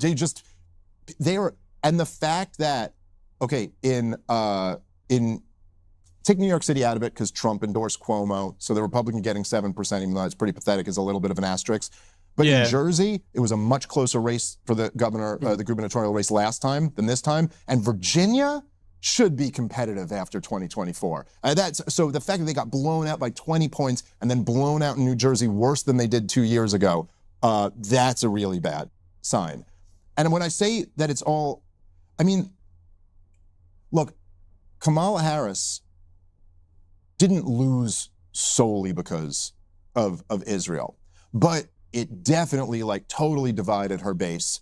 And they, the left-wing activists were calling the president Genocide Joe for a full year, like leading up to the election. And those left-wing activists were the people they needed to be out there as their attack dogs against Donald Trump. And they weren't doing it. They weren't protesting him. They were protesting the genocide, as they see it, that was the current administration was conducting. And now likewise with Donald Trump, you have this dynamic where he can say, I gave Israel every weapon they needed so that they could destroy all of Gaza, and then we're going to spend money to rebuild it and do all this, and I bombed the Houthis and I bombed the nuclear sites in Iran and all this. But that's actually not what's winning any of the votes. What people care about, and what all three of these Democrats ran on, is the unaffordability crisis. Yeah. Right. In other words, inflation. In other words, the debasement of the currency. And so my broader point is like what we started with to begin with, that it's like, if you want to do what Donald Trump's doing, which is essentially saying, I want an even bigger defense budget, I want to have the first $1 trillion defense budget, and I won't touch entitlement programs and all of this, well, then the only way to maintain that is to continue debasing the currency. But the problem here is that they go, look, inflation's not as bad as under Joe Biden. It was only 3.5% year to date. But that just means for everybody else, it's worse than it was under Joe Biden. Well, but this is why I'm asking you, because with all respect, we disagree about Israel, but that's not why I'm saying it. I just think, like, for example, when wokeness was at its peak, I would say that was my lens to see pretty much everything. And so I would probably over-index the impact of wokeness on things. It just, when I saw that tweet from you, I just thought, like, you've massively over-indexed this one issue. Yeah. No, I might have been a little bit guilty of that, and I probably could have worded that tweet better. But I do also think that we shouldn't understate. Look, this huge divide on the right wing right now is all about this. It's all about foreign policy and Israel. At least, but no, to your point, that's in the commentator class. Whereas I do agree with you that, for broadly speaking, for the rest of the country, things like, look, through all of 2024. Every single poll that was, maybe there's one I missed, but every single poll that was done on it, it's like the two issues were the economy and immigration. Well, obviously. That's what people care about. Right. But of course that makes sense. Right. But I also think that, like, the economy and immigration are also, they're related to all of these policies. Immigration not as much for us. I think much more so in Europe. That immigration is not unrelated to the fact that we fought wars in Iraq, Afghanistan, Syria, Libya, Somalia, Yemen. Like is that a big factor? No, you don't think toppling of Gaddafi was a big factor in the migrant crisis? I think the fact that people wanted to leave was partly caused by the conflicts, of course. Sure. Whether we had to let them in. I certainly agree with that. You still don't have to let them in. Right. But if you're going to have a lax, yes, it is the worst of both worlds to have a lax immigration policy and then start funding civil wars in all of the southern. What I'm getting at, though, and forgive me for honing in on this, and you've already said, I should have been with her. I just wonder whether there is, when you stare into the abyss stares back into you. And I just wonder, because your focus has been on the things that you believe Israel has done wrong, whether that's kind of so over-indexed now that you just like when something happens, you just go, well, this is about Israel. And by the way, you challenge people as well on this, to be fair to you, right? Like when someone said Israel killed Charlie Kirk, you were like, what's the evidence for this? Yeah. Right? But I also just wonder whether, you know, you're over-indexing it. Yeah, look, I mean, I'm sure we're all maybe guilty a little of that bit at times. And perhaps, although I do think that, like, no, there's a major, I mean, this is like a big thing that's happening in the country, and the relationship between the U.S. and Israel is, I think, viewed in a drastically different way that would have been like unthinkable a generation ago. And I think that particularly, yeah, this might be the first time there's like an acceptable political climate to even like criticize Israel like openly with young people, and that's going to be, you know, that's going to have a big impact going forward. No, I mean, I think that there's, you know, it's like people could say like Twitter's not real life, and it's like it is and it becomes isn't. Eventually. It is and it isn't. You know what I mean? Like it kind of is and it kind of isn't. But you can't blame the election results on it, is what I'm saying. I think that I think that the fact that Donald Trump is pursuing the foreign policy that he's pursued, I think is also related to why he buried the Epstein thing, which really got a lot of his base, got a lot of the enthusiasm, like, calmed down. I think it really damaged him. And I think we'll see that in the future, like looking back at it, that really did damage him. But I do agree with you that I think COVID and immigration and the money, the inflation, is the thing that most people are really feeling. I mean, and that just most people, what they really care about is like the kind of basic things that people care about. It's like being able to afford a decent home, being able to send their kids to a decent school, having decent health coverage, you know, things like that. So I do agree with you, but I also think that like essentially like the foreign policy and the entitlement programs are very related to those phenomenons. Dave, what a pleasure. Final question is always the same. What's the one thing we're not talking about that we really should be? Before Dave answers the final question, at the end of the interview, go to triggerpod.co. Yes. I mean, so do I think that Hamas will relinquish power? Yes. I'm still sounding boring. This isn't fair. Well, I mean, you know, at the risk of sounding boring, it really is the debt. I mean, like, there's just so many conversations in politics. That's the most libertarian answer. It's a good answer, though. And, you know, you have these moments like we had the Tea Party here in America where, hey, we were really talking about the debt and deficit, and that's what all the Republicans are going to run on, is we're going to be deficit hawks. None of that materialized into anything. It materialized into Donald Trump. Well, I mean, I guess this is before Donald Trump was president, but Barack Obama just kept raising spending every year. Trump came in, raised the spending from the levels that Obama had in. Then, you know, during 2020, his last year, breaks all the records with the highest spending year ever. Joe Biden comes in and increases the spending from Donald Trump. Donald Trump comes in again, increases the spend. We can't even go back to pre-COVID levels. And then, of course, there was this big thing about Doge was going to find $2 trillion in the budget and cut that. And we had these super tech geniuses who were going to do it, and they were going to figure it all out. Complete failure, led to no cuts whatsoever. And we're at a point now where the interest on the debt is over $1 trillion a year. I think it's going to be 1.3 or 1.4 trillion this year. And going up, it's now becoming the number. Let's just think about this. If we were to balance the budget, which is impossible to even imagine under current situations, we still run $1 trillion deficits every single year. This is like a cataclysmic shift that is coming. And it threatens the dollar as the world reserve currency. It threatens, you know, the whole standing of America in the global order. And yet, there's just no political will, as we were talking about before, to deal with any of the things that we can't afford. But this is why people don't talk about it, man, because in the paradigm that we exist in, there's nothing you can do. And that's why I think what Trump is trying to do is trying to grow fast enough that you outrun that problem. And maybe if AI doesn't kill us all, that's the way that robotics and AI maybe creates enough wealth creation over a rapid period of time that we can sort that. Even with drastic spending cuts, though, you would need rapid growth just to overcome this. Right. So the idea that you can do it without drastic spending cuts is really a problem. But then I would also point out that then this is the thing, I guess, that's frustrating. And so I agree with you, but then I think the whole role is to break that paradigm, just like, well, how do you do it? Well, just intellectually, like talking about these things. But the point is that, look, the whole lesson of the 20th century about economic systems is so obvious. Like, central planning fails, and laissez-faire free markets produces prosperity. Like, to unbelievable. I mean, look, think about the experiments run in North and South Korea, or East and West Germany, where you have the same race, the same culture, the same, like, everything. Just one is an economic, socialist, and one is reasonably free market. Mm-hmm. And so you're like, oh, what's the problem? That we have to shrink the size of government and make that much smaller? It's like, yeah, that's what leads to prosperity. We could have a ton of it, but we would have to really get serious about that. But think about this, though, man. I mean, we just talked about the election results, which are all about affordability. To cut entitlements and spending, you're going to have to hurt a lot of people. Yeah, no, there's going to be hard to grow. And those people, it's hard to grow the economy and do like budget cuts in the government at the same time.